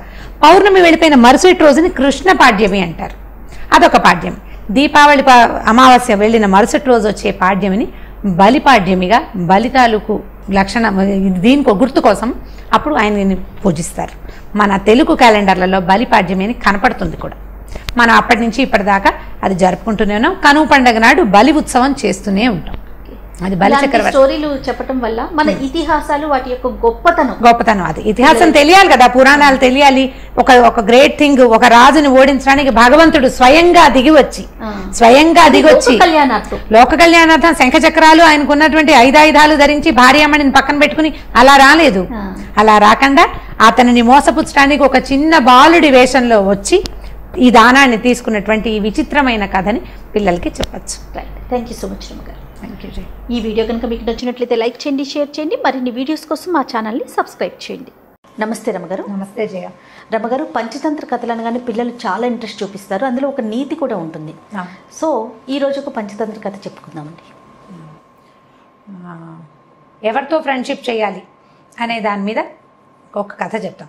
అయితే ఇది చాలా పాత కథ జయ. ఇది ఫెమిలియర్ కథ అవ్వడానికి కూడా అవకాశం ఉంది. చాలామందికి తెలుసుంటుంది ఈ కథ, మీకు తెలుసో లేదో మరి. అంటే ఇప్పుడు వ్యక్తులు తమలాంటి ఇవి ఉన్నవాళ్ళే, అంటే ఒకటే జాతి వాళ్ళతో స్నేహం చేయాలి, ఒకటే కులం వాళ్ళతో, కులం అనకూడదు దీన్ని, ఈ కులం బ్యాడ్ వర్డ్, సేమ్ మనలాంటి వాళ్ళతో కమ్యూనిటీ, అంటే ఒకే తెగకి చెందిన వాళ్ళతోటి స్నేహాలు చేయాలి. వేరువేరు తెగల వాళ్ళతోటి స్నేహం చేసినప్పుడు అప్పుడప్పుడు ఎక్కువగా అది ఫెయిల్ అవ్వడానికి అవకాశం ఉందని చెప్పే పంచతంత్ర కథ ఇది. అయితే పంచతంత్ర కథలు చెప్పే నాటికి ఇది చాలా పురాతనమైన పద్ధతి కదా, 500-600 సంవత్సరాల క్రితం కథలు ఇవి. అప్పటికి మనుషుల్లో కూడా ఇలాంటి జాతి వ్యవస్థ అది స్పష్టంగా ఉందో లేదో మనకి పెద్దగా అవగాహన లేదు. కుల వ్యవస్థ ఖచ్చితంగా ఉంది, చాతుర్వర్ణాలు ఎవరి పని వాళ్ళు చేసుకునే విధానం ఉన్నదే అనమాట. అలాంటప్పుడు రాజుగారి అబ్బాయిలకి విష్ణు శర్మ చెప్పిన కథలు ఇవి. 4 రాజకుమారులకి చెప్పారు. అయితే ఎవరితో ఫ్రెండ్షిప్ చేయాలంటే మంచి చెడు తెలుసుకుని స్నేహం చేయాలి, మూర్ఖులతోటి స్నేహం చేయకూడదు. తర్వాత మన స్వజాతి కానివాడు, అంటే ఒక శాకాహారి మాంసాహారి స్నేహం చేయకూడదన్న నీతి కూడా అందులో ఉంది. ఈ శాకాహారి మాంసాహారి అంటే జంతువుల్లో ఉంటాయి కదా, కొన్ని జంతువులు శాకాహారులుగానే ఉంటాయి. పెద్దదైన ఏనుగు ఒట్టి ఆకుల అలవలు తిని బతుకుతుంది. అవును, దానికి అంత శరీరం ఎలా పెరుగుతుందో ఆకుల అలవలతోటి మనకి తెలుసు, దాని పుటకే అది. కోతులు మంకి అవన్నీ కూడా శాకాహారులు, ఎల్లేళ్ళని ఇవన్నీ. ఇప్పుడు మాంసాహారులు అనేసరికల్లా నీళ్లలో ఉండేవి మాంసాహారులే, పక్షులన్నీ మాంసాహారులే, పెద్ద జంతువులు అంటే నక్క తోడేలు లాంటి సాధారణ జంతువుల నుంచి హైనాలు ఇవి కాకుండా పులుడు సింహాలు మాంసాహారు, ఇవన్నీ మాంసాహారులు. ఇప్పుడు ఒక మాంసాహార జంతువు ఒక శాకాహార జంతువు స్నేహం చేస్తే మాంసాహార జంతువు వల్ల శాకాహార జంతువుకి సమస్య రావచ్చు అని చెప్పే కథ అనమాట ఇది. ఇదేంటంటే ఒక కోతెట ఒక చెరువు పక్కన ఉన్న, ఒక నది పక్కన ఉన్న మామిడి చెట్టు మీద ఉండేది. మామిడి చెట్టు మీద హాయిగా రోజు ఏవో అంటే సీజన్లో ఎండాకాలంలోనే కదా మామిడి పళ్ళు వచ్చేది, అది మార్చి నుంచో మొదలవుతాయి. ఈ నదుల పక్కన ఉన్న చెట్లు త్వరగా పూస్తాయి అండ్ ఎక్కువ కాలం ఫలిస్తాయి. పుష్పించడము తొందరగా ఉంటుంది, ఫలించడము ఎక్కువ కాలం ఉంటుంది, ఈల్డ్ ఎక్కువ ఉంటుంది కదా నీటికి ఇవ్వక ఉండేసరికి. అయితే ఈ మామిడి చెట్టు మీద ఉండే కోతి అది మార్చి నుంచి, అంటే మనకి ఇక్కడ పచ్చకాయలు వచ్చే టైంకి దానికి పళ్ళు వచ్చేసేవి. ఆ పళ్ళు తింటూ ఉండేది మార్చి నుంచి, అట్లా ఎండాకాలం వెళ్ళేదాకా మళ్ళీ ఇంచుమించు ఆషాఢం శ్రావణం వచ్చేదాకా మామిడి పళ్ళు తినేది.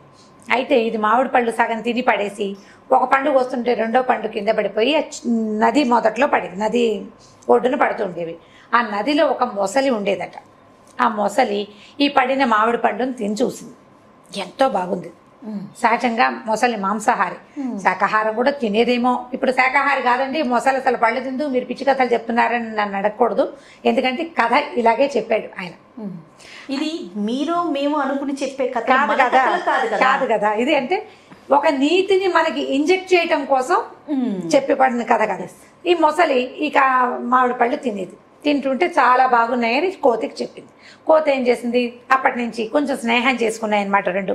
ఈ రకరకాల పళ్ళు తను కోసుకుని తింటున్నప్పుడల్లా ఓ పండు కిందకి పడేస్తుండేది, అడవిలోకి వెళ్ళి జామ పళ్ళు తెచ్చు తినేది, ఓ 2 జామ పళ్ళు మొసలికి కూడా తెచ్చిచ్చేది. ఇలా తీయటి పళ్ళు తింటూ ఉండేది మొసలి. అయితే ఇలా రోజులు గడుస్తూ ఉండగా ఒకసారి చాలా పళ్ళు, పెద్ద గాలి బాణ వచ్చి పళ్ళు ఎక్కువ రాలిపోయింది. కోతి మొసలి తినగలనని తిన్నాయి. కోతి అంటే ఒక కోతే ఉండదుగా, చుట్టుపక్కల బోళ్ళని కోతులు ఉంటాయి, అవి ఇవి అన్నీ తినేగా కూడా కొన్ని పళ్ళు ఉండిపోతే ఈ మొసలి ఏం చేసింది, ఈ పళ్ళని తన భార్యకి తీసుకెళ్ళిందట. దేనికైనా మగదానికి ఆడది ఉండాల్సిందే కదా, తన ఆడ జంతువుకి పట్టుకెళ్ళింది మొసలి కోసం. పట్టుకెళ్తే ఆ మొసలి ఆడ మొసలి తిని చూసింది, ఎంతో బాగుంది, ఎంత బాగుందో అంటే అప్పటి నుంచి ఇది కోతి నా ఫ్రెండ్, మేమిద్దరం కబుర్లు చెప్పుకుంటున్నాము, అక్కడ చెరువు ఒడ్డున మాట్లాడుకుంటున్నాం, ఈ నది ఒడ్డున అని చెప్పేది. అక్కడి నుంచి ఈ ఆహారం పంచుకుని తినడం వల్ల స్నేహం ఏర్పడుతుంది. ఇవి రెండు బాగా ఆ కబుర్లు ఈ కబుర్లు, చెరువులో ఇంతలు విశేషాలు, నదిలో ఉన్నవి, నీళ్ళలో ఉండేవి అన్ని మొసలు చెప్పేది, అడవిలో ఉన్న విడ్డూరాలు అవన్నీ కోతి చెప్తుండేది, మాట్లాడుకునేవి. ఇలా ఎక్కువసేపు కబుర్లు చెప్పుకుంటూ భార్య దగ్గరికి వెళ్ళేది కాదట ఈ మొసలి. వైఫ్తో స్పెండ్ చేసే టైం తక్కువ, ఫ్రెండ్తో స్పెండ్ చేసే టైం ఎక్కువ. ఇలా అయ్యేసరికి అలా ఆడ మొసలికి కోపం వచ్చింది. ఎంతసేపు వెళ్ళి ఆ నది ఒడ్డున అక్కడ కూర్చొని ఉంటాయి. అయితే చెప్పింది, ఇదేం చేసింది, ఇది కోపం వచ్చేసిందట ఈ ఆడ మొసలికి. ఇది ఎంతసేపు అక్కడ మాట్లాడుతుంది, నా దగ్గరికి రావటం లేదు వీడని చెప్పేసి ఏం చేసిందంటే ఈ మొసలికి ఏం చెప్పింది, నువ్వు ఎంత తియ్యటి పళ్ళు తెస్తున్నావు, నీకు ఇంత తియ్యటి పళ్ళు ఇచ్చే నీ ఫ్రెండ్ ఉన్నాడు చూడు, వాడు ఎంత గొప్పవాడు, వాడే ఇస్తాడు పళ్ళు. ఎందుకంటే నువ్వు కోసుకోలేవు కదా చెట్టుకి. అంత తీయటి పళ్ళని తిని రోజు అవే తిని బతికే వాడి గుండె ఎంత తీయగా ఉంటుందో, ఆ గుండెని నాకు రుచి చూపించు అని అడిగింది. ఇప్పుడు గుండెని రుచి చూపిస్తే అది ఉంటుందా? జంతువు చనిపోతుంది, ఉండదు. ఈ మొసలి సరేనని ఒప్పుకుంది. బుర్ర లేదు దానికి. అది సరే, భార్య 2 సార్లు 3 సార్లు ఆ కోతి గుండె కోసం అడుగుతూనే ఉండేది, తీసుకురావా అంటే ఈసారి అని కొన్నాళ్ళు నడిచింది. తర్వాత ఒకరోజు మాటల మధ్యలో తన భార్య ప్రస్తావన వచ్చినప్పుడు మా ఆవిడ నేను ఎప్పటి నుంచో తీసుకురమ్మంటుందో నేను చూస్తానంటుంది అని కోతిని అడిగింది. అడిగేసరికల్లా కోతది దానిదేముంది, వస్తా పదా నన్ను తీసుకెళ్ళు అని చెప్పేసి ఈ మొసలి వీపు మీద కూర్చుంది కోతి. ఈ 2 మరి కోతి పెద్దగా ఈత కొట్టడాలు అవి రావు దానికి. మొసలి వాళ్ళ ఆవిడ అక్కడెక్కడ ఉంటుంది అంతఃపురంలో, ఇవి వెళ్ళాలి కదా ఇక్కడి నుంచి. ఈ మొసలి మీద ఎక్కింది. మొసలి మీద ఎక్కితే ఈ మొసలి కొంచెం ముందుకెళ్తుండగా ఏం చెప్పిందంటే, నువ్వు ఎంత మంచివాడు పోయి, నీ అంత మంచివాడు ఎవడైనా ఉంటాడా, అందుకే నీ గుండె తీయగా ఉంటుందని మా ఆవిడకి తెలుసు అనేసరికల్లా కోతికి గుండె లటక్కమంది. అర్థమైంది, అమ్మో ఇదేదో పెట్టుకుందిరా మనసులో అని అనుకుని, ఏమిటో నా గుండె రుచిగా ఉండటం ఏమిటి, నేనే రుచిగా ఉంటానంటే, అవునట నా భార్య చెప్పింది అందుకే నేను తీసుకురమంది, నీ గుండె తినాలనుందో ఆమెకంటే. అయ్యో అలాగా, భలేవాడివి. వెంటనే ఈ కోతి తెలుసుకుందనమాట. నేను వెంటనే మాట మార్చేసి, భలేవాడివి ముందే చెప్పద్దు, నా గుండె చెట్టు మీద పెట్టొచ్చాను అని చెప్పేసరికల్లా మొసలంది, నిజమా గుండె చెట్టు మీద పెడతారంటే, నాకు 2 గుండెలు ఉంటాయో, ఒక గుండె చెట్టు మీద పెట్టుకుంటా, 2వ గుండె నేను నా దగ్గర ఉంటుంది. ఇప్పుడు నేను తిరగాలి కదా, వెళ్ళి నీకు మీ ఆవిడ కావాలంటే ఏముంది, వెనక్కి వెళ్ళి చెట్టు మించి గుండెకాయ తీసుకొస్తాను, మామిడికాయలతో పాటు గుండెకాయ కూడా చెట్టు మీదే ఉంది, ఆ కాయ తీసుకొచ్చానంటే ఎంతకా మీ ఆవిడకి ఇచ్చేసేయచ్చు, పద వెనక్కి వెళ్దామని చల్లగా వెనక్కి తిప్పించింది. ఎంత అమాయకపు మొసలి. మొసలి మూర్ఖత్వం అనమాట, కోతి తెలివి కదా. సరే, ఇద్దరు వెనక్కి వెళ్ళారు. కోతి చక్మని చెట్టెక్కి, ఓరి పిచ్చివాడా నువ్వెంత మూర్ఖుడివి, నా గుండె తింటే నేను బతుకుంటానా, నీ స్నేహితుడిని చంపడానికి నీ భార్య ఎత్తువేసింది అనే విషయం నీకు తెలియదంత మూర్ఖుడివి నువ్వు. ఒక ప్రాణికి 2 గుండెలు ఉంటాయి అని కూడా నీకు తెలియదు, నువ్వు అంత మూర్ఖుడివి. నీలాంటి మూర్ఖుడితోటి కనుక స్నేహం చేస్తే ఇక నేను నా పని ఎప్పటికప్పుడు ఇలాగే నేను సూపులో పడుతూ ఉంటాను. మూర్ఖులతోటి స్నేహం చేయకూడదు. పైగా నీ బుద్ధి వేరు, నా ఇది వేరు. ఇప్పుడు నా మీద నీ కోపం రాగానే నువ్వు నోరు తెరిచి పళ్ళతో పట్టుకున్నావా, నేను చచ్చిపోతాను.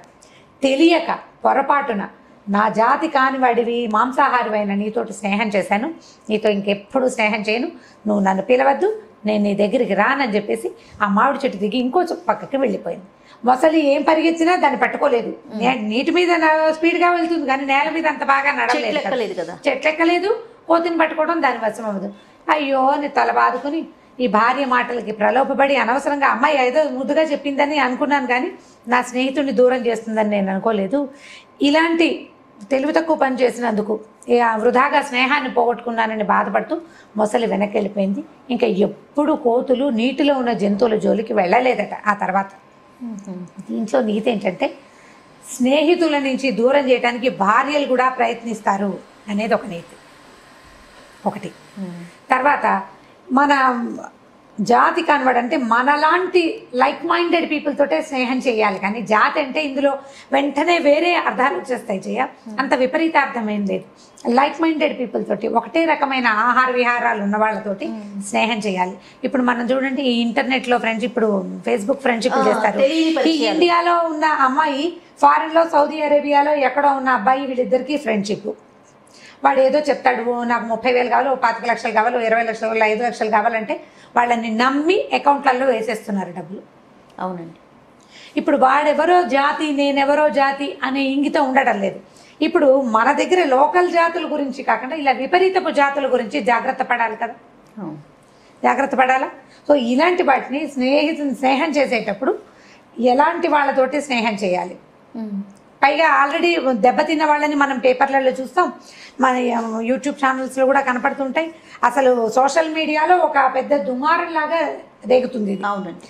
మళ్ళీ అదే పని ఎందుకు చేస్తారో జనాలు అర్థం కాదు. మళ్ళీ అవే పని చేస్తారు. ప్రతి వారం 10 రోజులకు ఒకసారి ఓ అబ్బాయి మోసపోయాడు లేదా ఓ అమ్మాయి మోసపోయింది దూరపు స్నేహాల వలన. ఫేస్బుక్లో ఫ్రెండ్షిప్, ఫేస్బుక్లో నాకు వచ్చింది, ఎవరో వచ్చారు, ఓ రిక్వెస్ట్ పెట్టాం, ఓకే అన్నాం, బాగానే ఉంది. ఎందుకు ముందుకెళ్తావు, వాడు ఏదో పెట్టాడు బాగుందను, దాని మీద ఎందుకు ముందుకెళ్తావు, ఎందుకు ముందుకెళ్ళాలి? నీకు ఇంకా మాట్లాడడానికి మనుషులు లేరా? మెషిన్లతో ఎందుకు మాట్లాడాలి? ఎప్పుడు ఫోన్లోనో లేకపోతే ట్యాబ్తోనో కంప్యూటర్తోనో ల్యాప్టాప్తోనో ఉంటే మనం మానవ సంబంధాలని మెషిన్ల ద్వారా ముందుకు తీసుకెళ్ళేసరికి మనకి తెలియకుండా పోతుంది. అదే నువ్వు నీ పక్క ఇంటి వాడితోటి ఫ్రెండ్షిప్ చెయ్యి, వాడి తరహా ఏమిటో, వాడి వేషం, వాడి రకం మీకు కనపడుతూ ఉంటాయి కదా కంటికి, అప్పుడు వదిలేయచ్చు మొదటే. ఇప్పుడు వేరే దేశంలో ఉన్నవాడితో స్నేహం చేసేటప్పుడు వదిలేసే అవకాశానికి నీకు అవకాశం ఏది? వదిలేయడానికి తెలియదు, నీకు అర్థం కాదు. అసలు మంచో చెడో తెలియదు కదా. మంచో చెడో తెలియదు. నీకు లైవ్గా చూడని దాన్ని ఎలా నమ్ముతాం? మనం నమ్మలేకపోతాం. ఈ విష్ణు శర్మ చెప్పిన ఏనాడో చెప్పిన పంచతంత్ర కథలు ఇప్పటికీ అప్లై అవుతున్నాయి జయ. ఇప్పటికీ తెలివి తక్కువగానే ఇప్పటికీ మోసపోతూనే ఉన్నారు జనం. ఈ కథలన్నీ కూడా మీరు మోసపోకండి, ఎవరైనా మోసపోతున్నారని తెలిస్తే వాళ్ళని హెచ్చరించండి అని చెప్పడానికి. దయచేసి ఈ కథలో నీతిని తీసుకోండి. ఏ కథ అయినా ఒక వర్డ్ ఎక్స్ట్రా వెళ్ళంగానే ఇది ఈ ఫలానాది చెప్పద్దు, ఫలానాది చెప్పండి, చెప్పిన గుడ్ కంటెంట్ని మీరు తీసుకోలేకపోతున్నారు. ఇది ఫలానా మాట అనకూడదు అన్న ఉద్దేశంలో ఉండండి, ఒక తెలియచేయండి. అంత ఎక్కువ తీవ్రంగా దాన్ని తీసుకోవద్దు. మొత్తం స్టోరీని వదిలేస్తున్నారు. కామెంట్ రూపంలో కూడా కొన్ని చూస్తుంటే కథలు వదిలేస్తే బాధ అనిపిస్తుంది రమ్మగారు, నాకు కూడాను. ఎందుకంటే ఇప్పుడు ఒక జాతి అనేది ఒకటి, అంటే అది కథలో ఉన్న విషయం మనం చెప్తున్నాం. అది ఒక రమ్మగారు లేకపోతే ఒక జయానో క్రియేట్ చేసింది. అంటే ఇప్పుడు దాకా చెప్పిన మొత్తం కథలన్నీ కూడా నేను చదివినవే గానీ వీటిలలో ఒక్కటి కూడా సొంత కథ కాదు, నేను రాసిన కథలు కాదు. ఇప్పుడు నేను రాసిన కథలు నేనే చెప్పిందంటే నేను ఒక్కదాన్నే కనుక చెప్పిన కథలు, నేను మాట్లాడినవి, అవి నా సొంత భాష.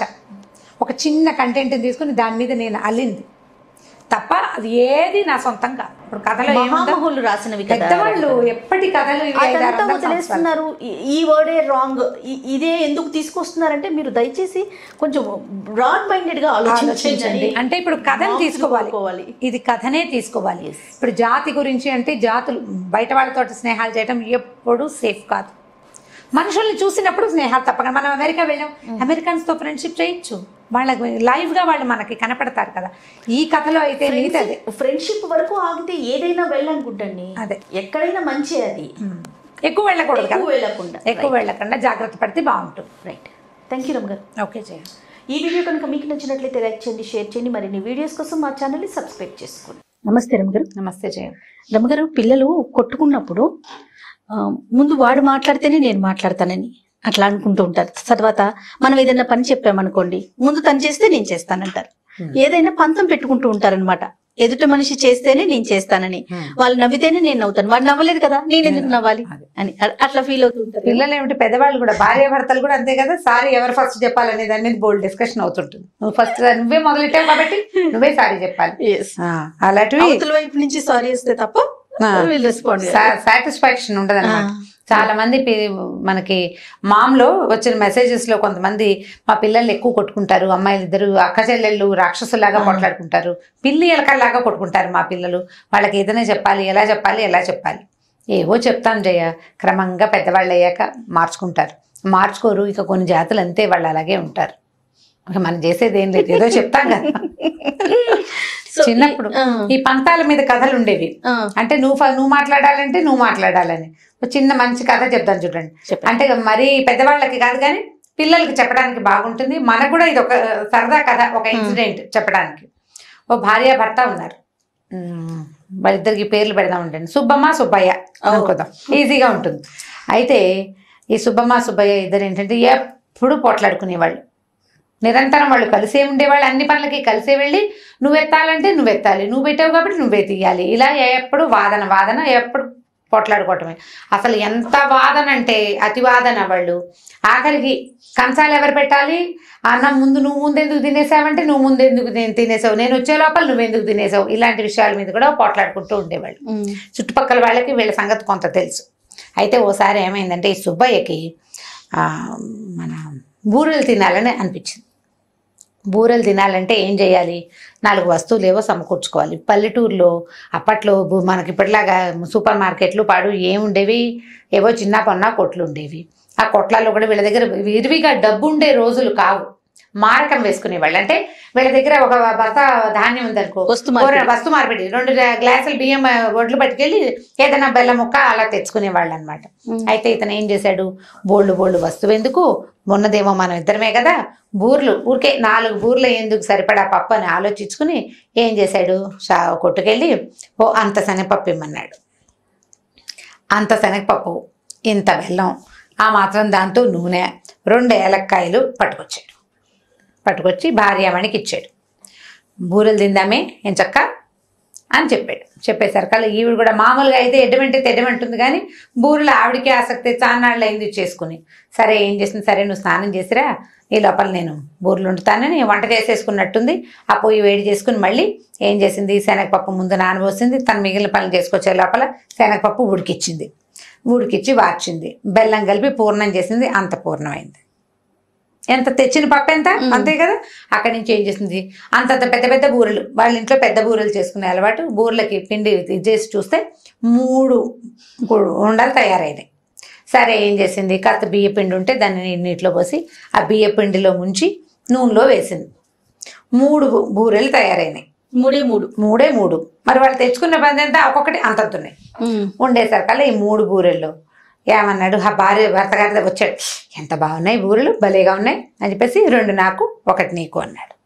ఆవిడ బాగానే ఉంది, పని అంతా చేసింది నేను కదా, ఈ పప్పు చచ్చేలా, అది ఎంత పప్పే చచ్చేలా రుబ్బలేదా, పొయ్యి దగ్గర కూర్చుని సెగకి ఆ కాకకి కూర్చోలేదా, నూనె పని ఎంత కష్టం, నూనెలో వేస్తుంటే వేలు కూడా చురికింది చూసుకో నాకు, కాబట్టి 2 నావి 1 నీది.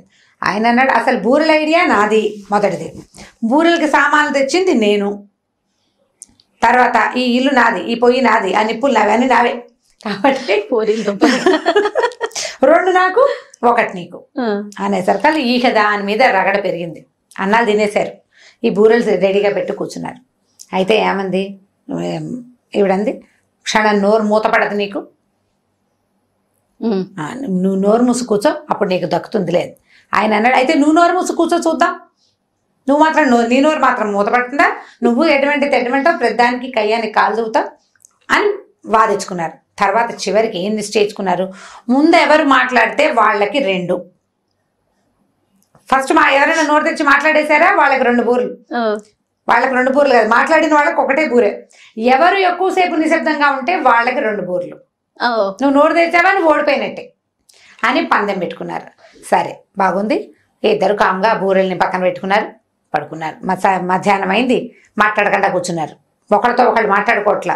గొడ్డుని ఆఖరి ఏహే ఓహే కూడా అనడం మానేశారు వాళ్ళు. గేదెటో పోతుంది, గేదెని కూడా ఏహే అన్నారంటే నోరు బయటకు వచ్చేస్తుంది, అప్పుడు 1 బూరే వస్తుంది. అందుకని సాయంకాలం గొడ్లతో మాట్లాడాల, కోళ్ళని పిలవాలి, కోళ్ళు బయటికి వెళ్ళిపోతే బో బో బో బో అని పిలుస్తారు కోడిని ఇంటికి రావడానికి, కోళ్ళని కూడా పిలవాలి. వాళ్ళ కోళ్ళు అటుపోయి ఇటుపోయి ఎక్కడో తిరుగుతున్నాయి, కోడిని కూడా పిలవలేదు. కామ్గా రాత్రి ఇద్దరు చెరుకో కంచం పెట్టుకున్నారు, చెరుకో ముద్ద అన్నం తిన్నారు, బూర్లకి వేసి చూస్తున్నారుగా, మిడుకు మాట్లాడరు, కూర్చున్నారు.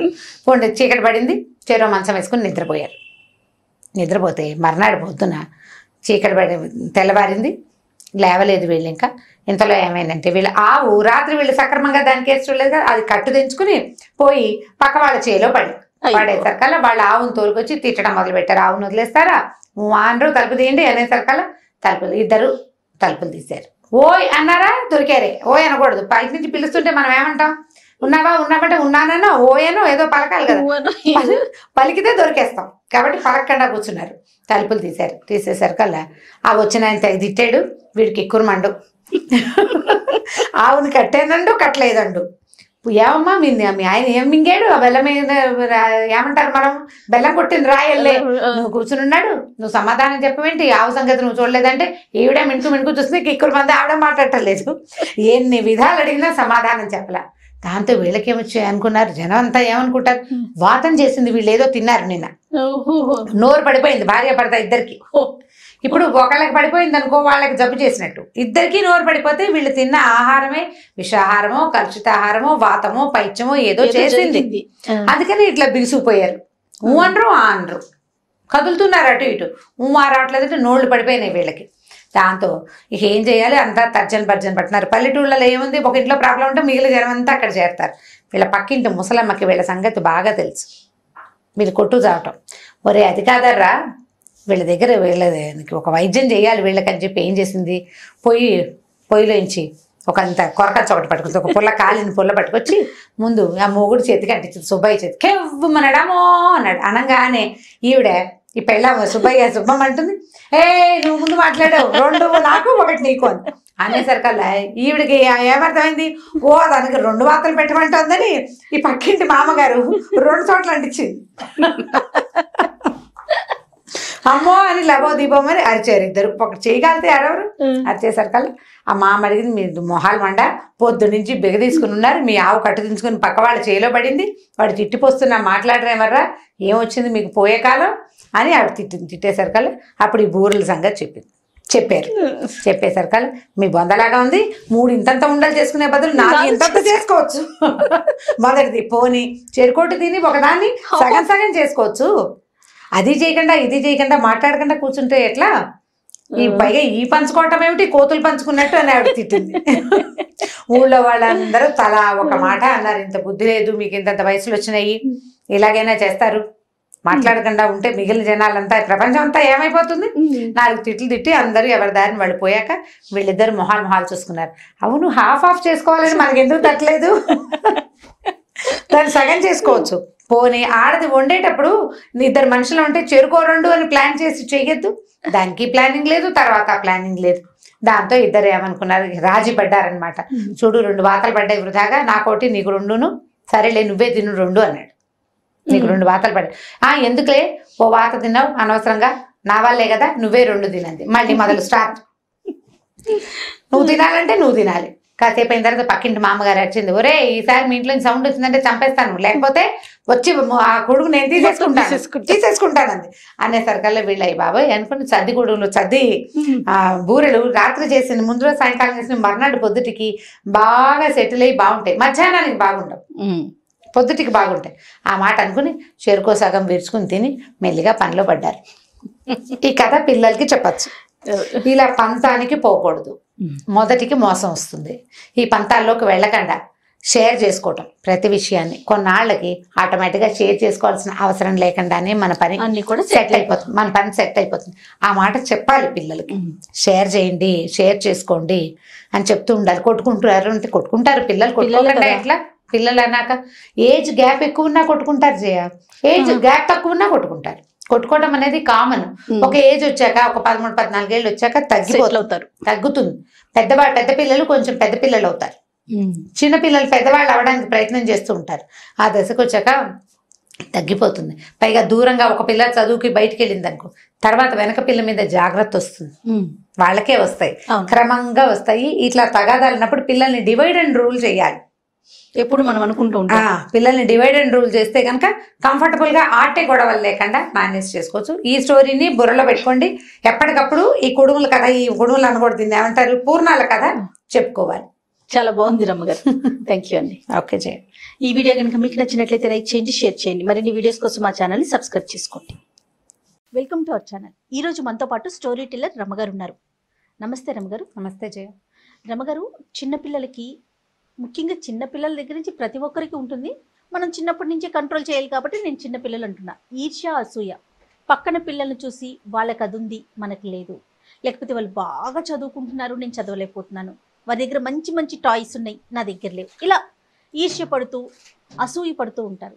చిన్నప్పుడు మనం ఏదో బుజ్జగించేస్తాము, సముదాయించేస్తాము, అయిపోతుంది. కానీ అదే పెరిగి పెద్దయినా కూడా ఆ క్వాలిటీ ఉందంటే చాలా ఇబ్బంది పడతారండి బయట సొసైటీలో.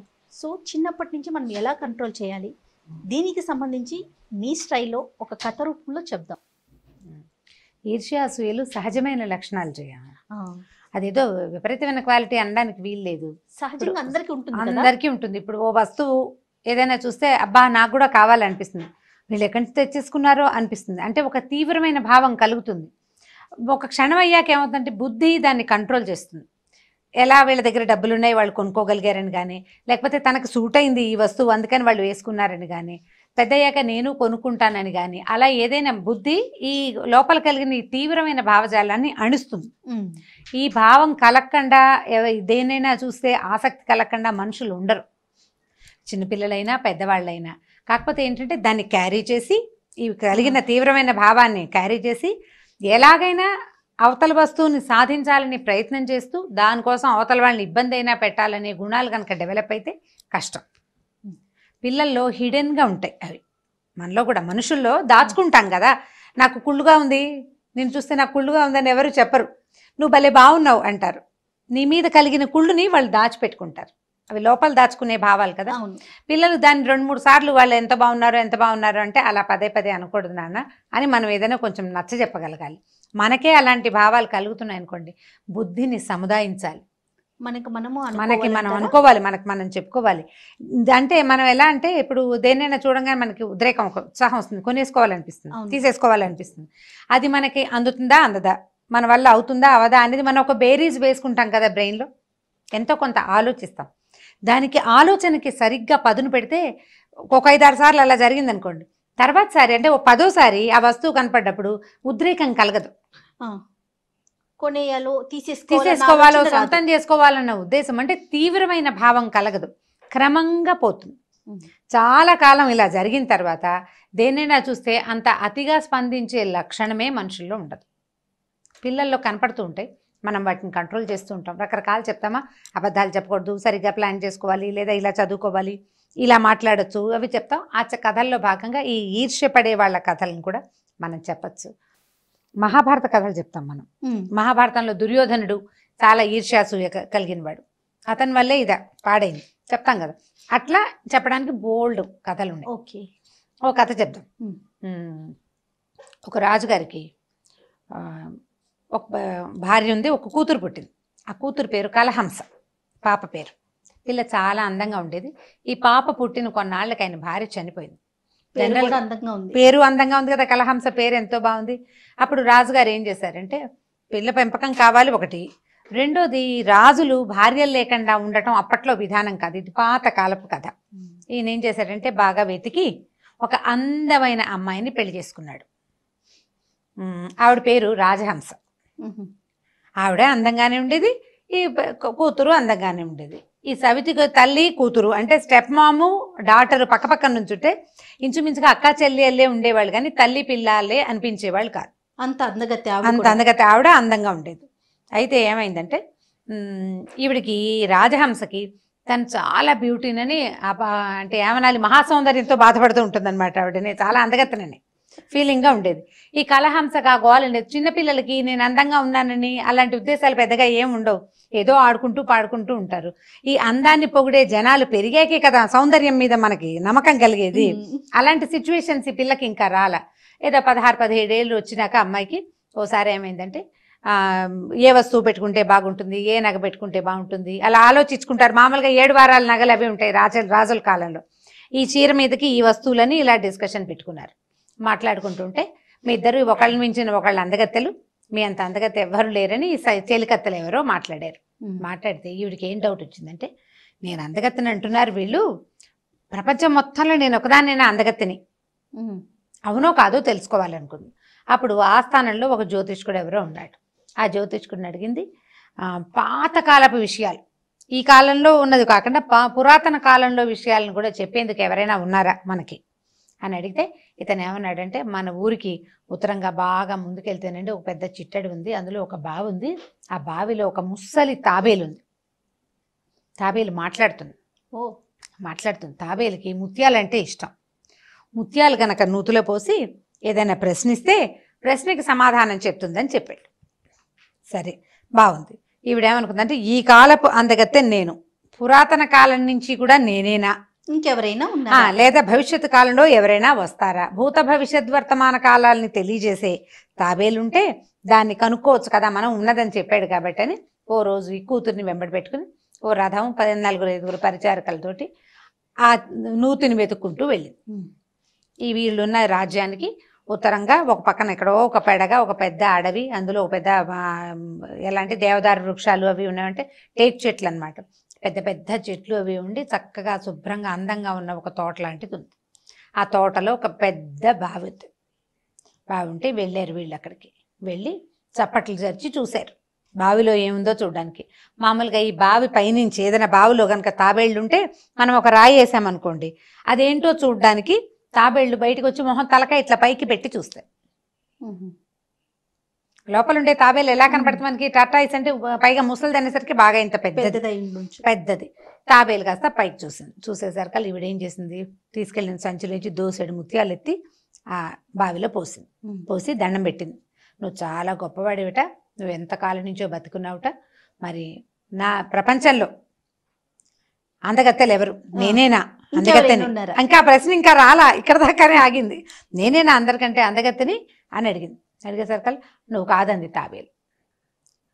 కోపం వచ్చేసింది. నేను కాదా, మరి ఎవరంటే నీ సవితి కూతురుందే నీ పక్కనుంది కలహంస, ఆ అమ్మాయి నీకంటే అందగత్తె అని చెప్పింది. చెప్పేసరికి కోపం వచ్చేసింది దీనికి, ఈవిడికి రాజహంసకి కోపం వచ్చి అక్కడి నుంచి ఏం చేసింది, యువతల పక్క తిరిగి చూస్తే ఆ పిల్ల బొమ్మలా నిలబడి చూస్తోంది. అది కూడా లోపలికి.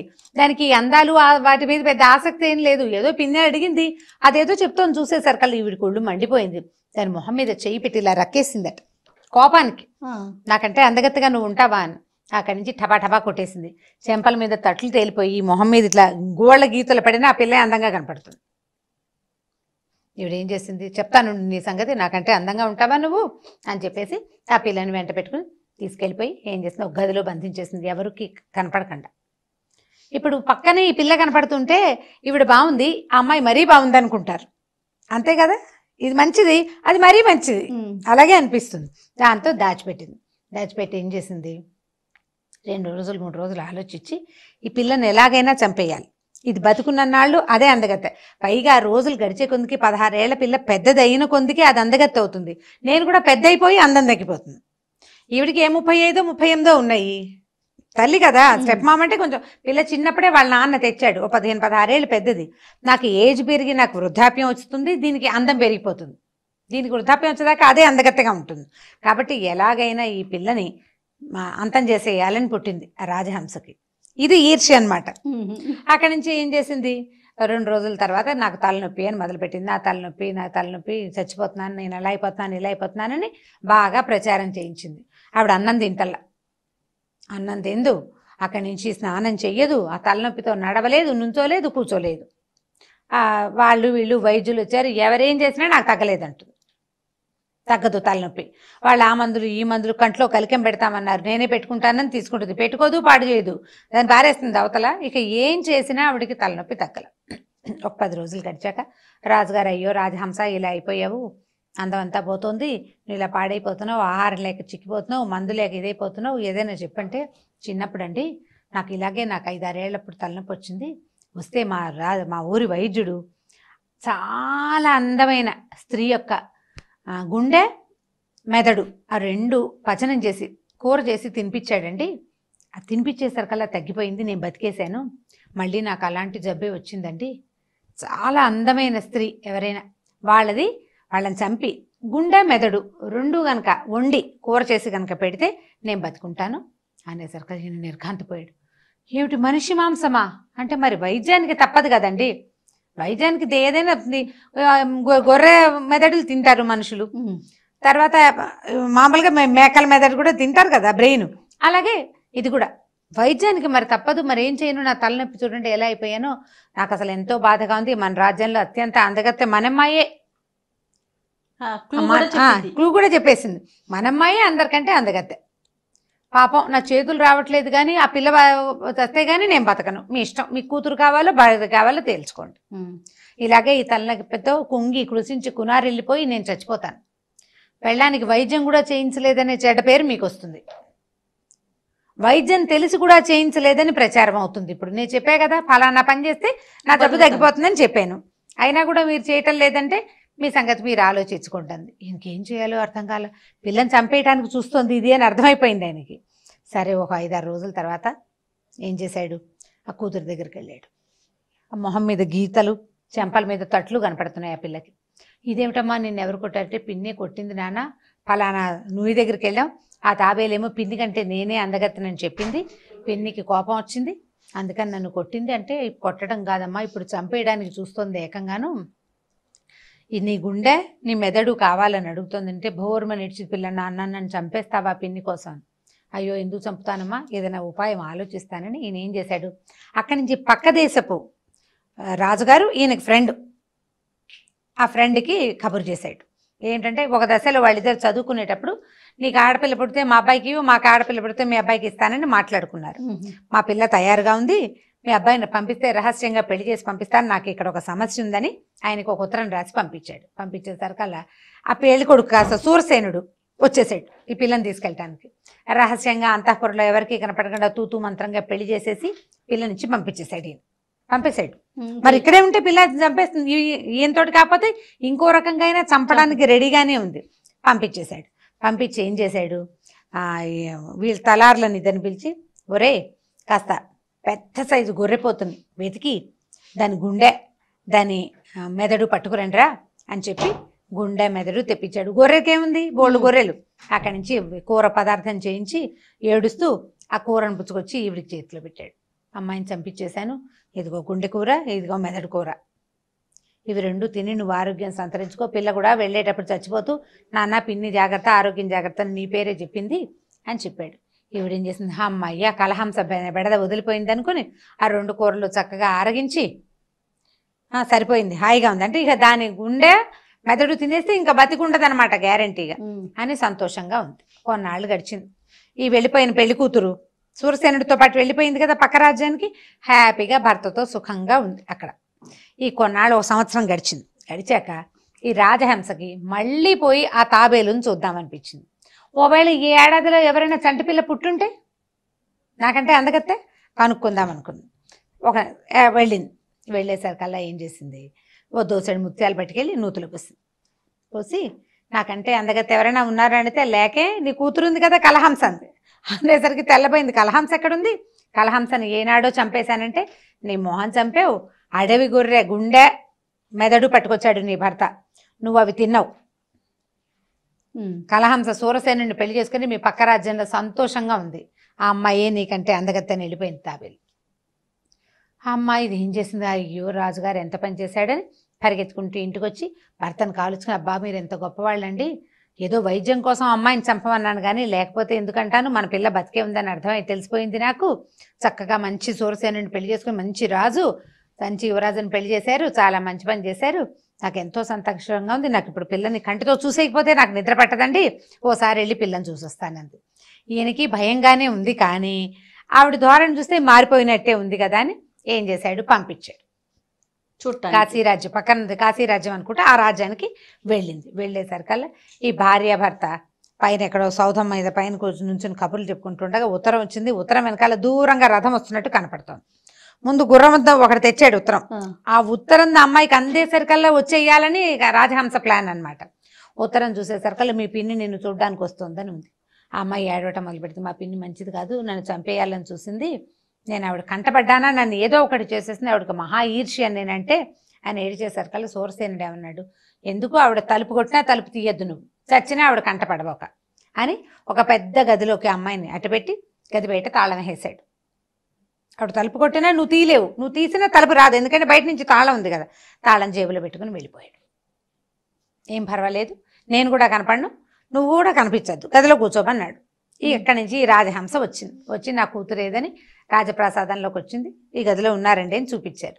ఆ గదిలోకి వెళ్తే ఆ పిల్ల తలుపు తీయదు. ఒక్కసారి నిన్ను చూస్తాను, కంటితో చూస్తాను, ఎన్నాళ్ళు అయింది, నువ్వు చచ్చిపోయావనుకున్నాను, అదయింది ఇదని ఎంత బతిమలాడినా ఆ అమ్మాయి తలుపు తీయలే. తీయకపోతే ఈవిడేం చేసింది, పెద్ద పెద్ద తలుపులు అంటే రాజప్రాసాదాలు పెద్దవిగా ఉంటాయి కదా, అంత తాళం ఉంటుంది దానికి. ఆ తాళం తిప్పడానికి ఉండే హోల్ ఉంటుంది కదా, అది బాగా వెడల్పుగా కొంచెం పెద్దదే ఉంటుంది. అయితే ఈవిడేమంది, అందులోంచి చూసింది. చూసేసరికి పిల్ల అటు ఇటు తిరుగుతూ కనపడుతోంది. కనపడితే అమ్మాయి కలహంస, పోనీలే, నీకు నన్ను చూడటానికి ఇష్టం లేకపోతే పోనీలే, ఈ తలుపుకి బీగం పెట్టే సంది ఉంది కదా, ఈ తాళం పెట్టేది, నీ చిటికెన వేలు అందులో పెట్టు, ఆ వేలును ముద్దాడైనా ముద్దు పెట్టుకునైనా నేను వెళ్ళిపోతానమ్మా, మా అమ్మ కదూ బంగారు తల్లి కదా అని బతిమలాడితే ఎలాగోలాగా వెళ్ళిపోతుంది కదా అని పిల్ల ఏం చేసింది, ఎడం చేతి చిటికెన వేలుని ఆ తాళపు సంతిలోకి పెట్టింది. పెట్టేసరికల్లా ఈవిడ వస్తూ ఏం చేసిందంటే ఒక విష పదార్థం ఒకటి పట్టుకొచ్చింది. ఆవిడకి బట్టలు డ్రెస్కి అంటే అక్కడక్కడ కొంచెం లూజ్గా ఉన్న చోట చిన్నగా సూదులు లాంటివి పెట్టారు టైట్గా ఉండటానికి. ఒక సూది తీసి, చిన్న గుండు సూది అనమాట, ఈవిడ తెచ్చిన విషంలో ఆ సూదిని ముంచి ఆ చటుక్కన ఆ వేలుకేసి గుచ్చేసింది. ఆ అమ్మాయి వేలుకేసి గుచ్చేసరికల్లా కెవ్వమని పడిపోయింది లోపల. పిల్ల చేయి లాక్కుంది. సర్రమని మనం ఏదైనా గుచ్చుకునేసరికి గబాల శరీరం చేతుల పైకి తీసేసుకుంటాం కదా, ఈ దగ్గరికి చేయి లాక్కుంది, పడిపోయింది. పడిపోయేసరికల్లా ఈవిడ కాస్త వెళ్ళిపోయింది. తన రథం మీద తన ఇంటికి వెళ్ళిపోయింది. సాయంకాలం చీకటి పడ్డాక ఎక్కడికో వెళ్ళిన ఈ సూరసేనుడు తిరిగి వచ్చాడు, తాళం తీశాడు, కలహంసేది పడిపోయింది. ఇదేమిటి అమ్మాయి ఇలా ఉంది అని చూస్తే ఏమీ స్పృహ లేదు, ఏం చేసినా మెలకు రావటం లేదు. ఎంతమందో వైద్యుల్ని పిలిచారు. పిలిస్తే వాడు ఏమన్నా, వచ్చిన వైద్యుడు ఏమన్నాడంటే, చచ్చిపోలేదండి, శ్వాస సన్నగా ఆడుతోంది, మొహం జీవం, ఇప్పుడు శవం 2 రోజులు ఉండేసరికి బాడీ పాడైపోవాలి, ఏమీ లేదు, ఎలా ఉన్నది అలాగే ఉంది, తెల్లగా మెరిసిపోతూ, లోపల నాడి ఆడుతోంది, ఒక మూర్ఛ లాంటి ఒక నిద్రలో ఉంది ఈ అమ్మాయి. ఎప్పటికి నార్మల్ అవుతుందో, ఏం జరిగి ఇలా అయ్యిందో మనకు తెలీదు. ఏదైనా మిరకిల్ జరగాల్సిందే. కాబట్టి ఈ శరీరాన్ని జాగ్రత్తగా భద్రపరచండి. ఇంకా ఆహారం లేదు, ఏమీ లేదు, బడున్న బాడీ అలాగే ఉంటుంది. మనం కోమా అంటున్నాం కదా, అలాంటి దాంట్లోకి వచ్చేసింది. ఈ అబ్బాయి ఏం చేశాడు, ఆ అమ్మాయిని తీసుకెళ్ళి ఒక అంతఃపురంలో ఒక గదిలో పెట్టాడు. ఏదో పరిచారకులు వాళ్ళు వీళ్ళు వచ్చి తుడిచి ముట్టుకుని ఏదో చేసి, ఏం చేసినా ఆహారం లేదు, ఏం లేదు, అలా పడుంది అంతే. ఒక 6 నెలలు 8 నెలలు గడిచినాయి, అలాగే ఉంది. ఈ లోపల ఏమైంది, రాజుగారి తండ్రి సూరసేనుడి తండ్రి ఏమన్నాడు, ఈ అమ్మాయి చూస్తే బతికేలాగా లేదు నాయన, నువ్వేమో రాజానికి రేపొద్దు నేను వానప్రస్థానికి వెళ్ళిపోతాను, నువ్వు రాజు అవుతావు, నీకు సంతానం కలగకపోతే ఎట్లా కుదురుతుంది, ఇంకొక పెళ్లి చేసుకో, ఆ అమ్మాయిని ఏం చేయొద్దు, ఇక్కడే ఉంచుకుందాం, ఎప్పటికి లేస్తే అప్పటికి లేస్తుంది, ఈ లోపల నువ్వు పెళ్లి చేసుకోమని అడిగాడు. అడిగితే తను పెళ్లి చేసుకోవటం పెద్దగా ఇష్టం లేదు. అయితే రోజు ఏం చేసేవాడంటే, ఇక్కడ తోచటాల్లో అతనికి వేటకి వెళ్తుండేవాడట.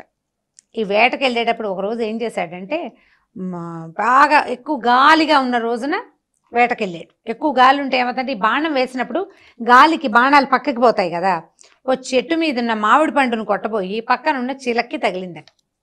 తగిలేసరిగా ఆ చిలక ఏమిటంటే, ఆ మామిడి చెట్టు సొంతదారు తాలూకు పెంపుడు చిలక. దానికి మాటలొచ్చు, మాట్లాడే చిలక అనమాట. దాంతో వాళ్ళు కాస్త ఇతనితో పోట్లాడారు.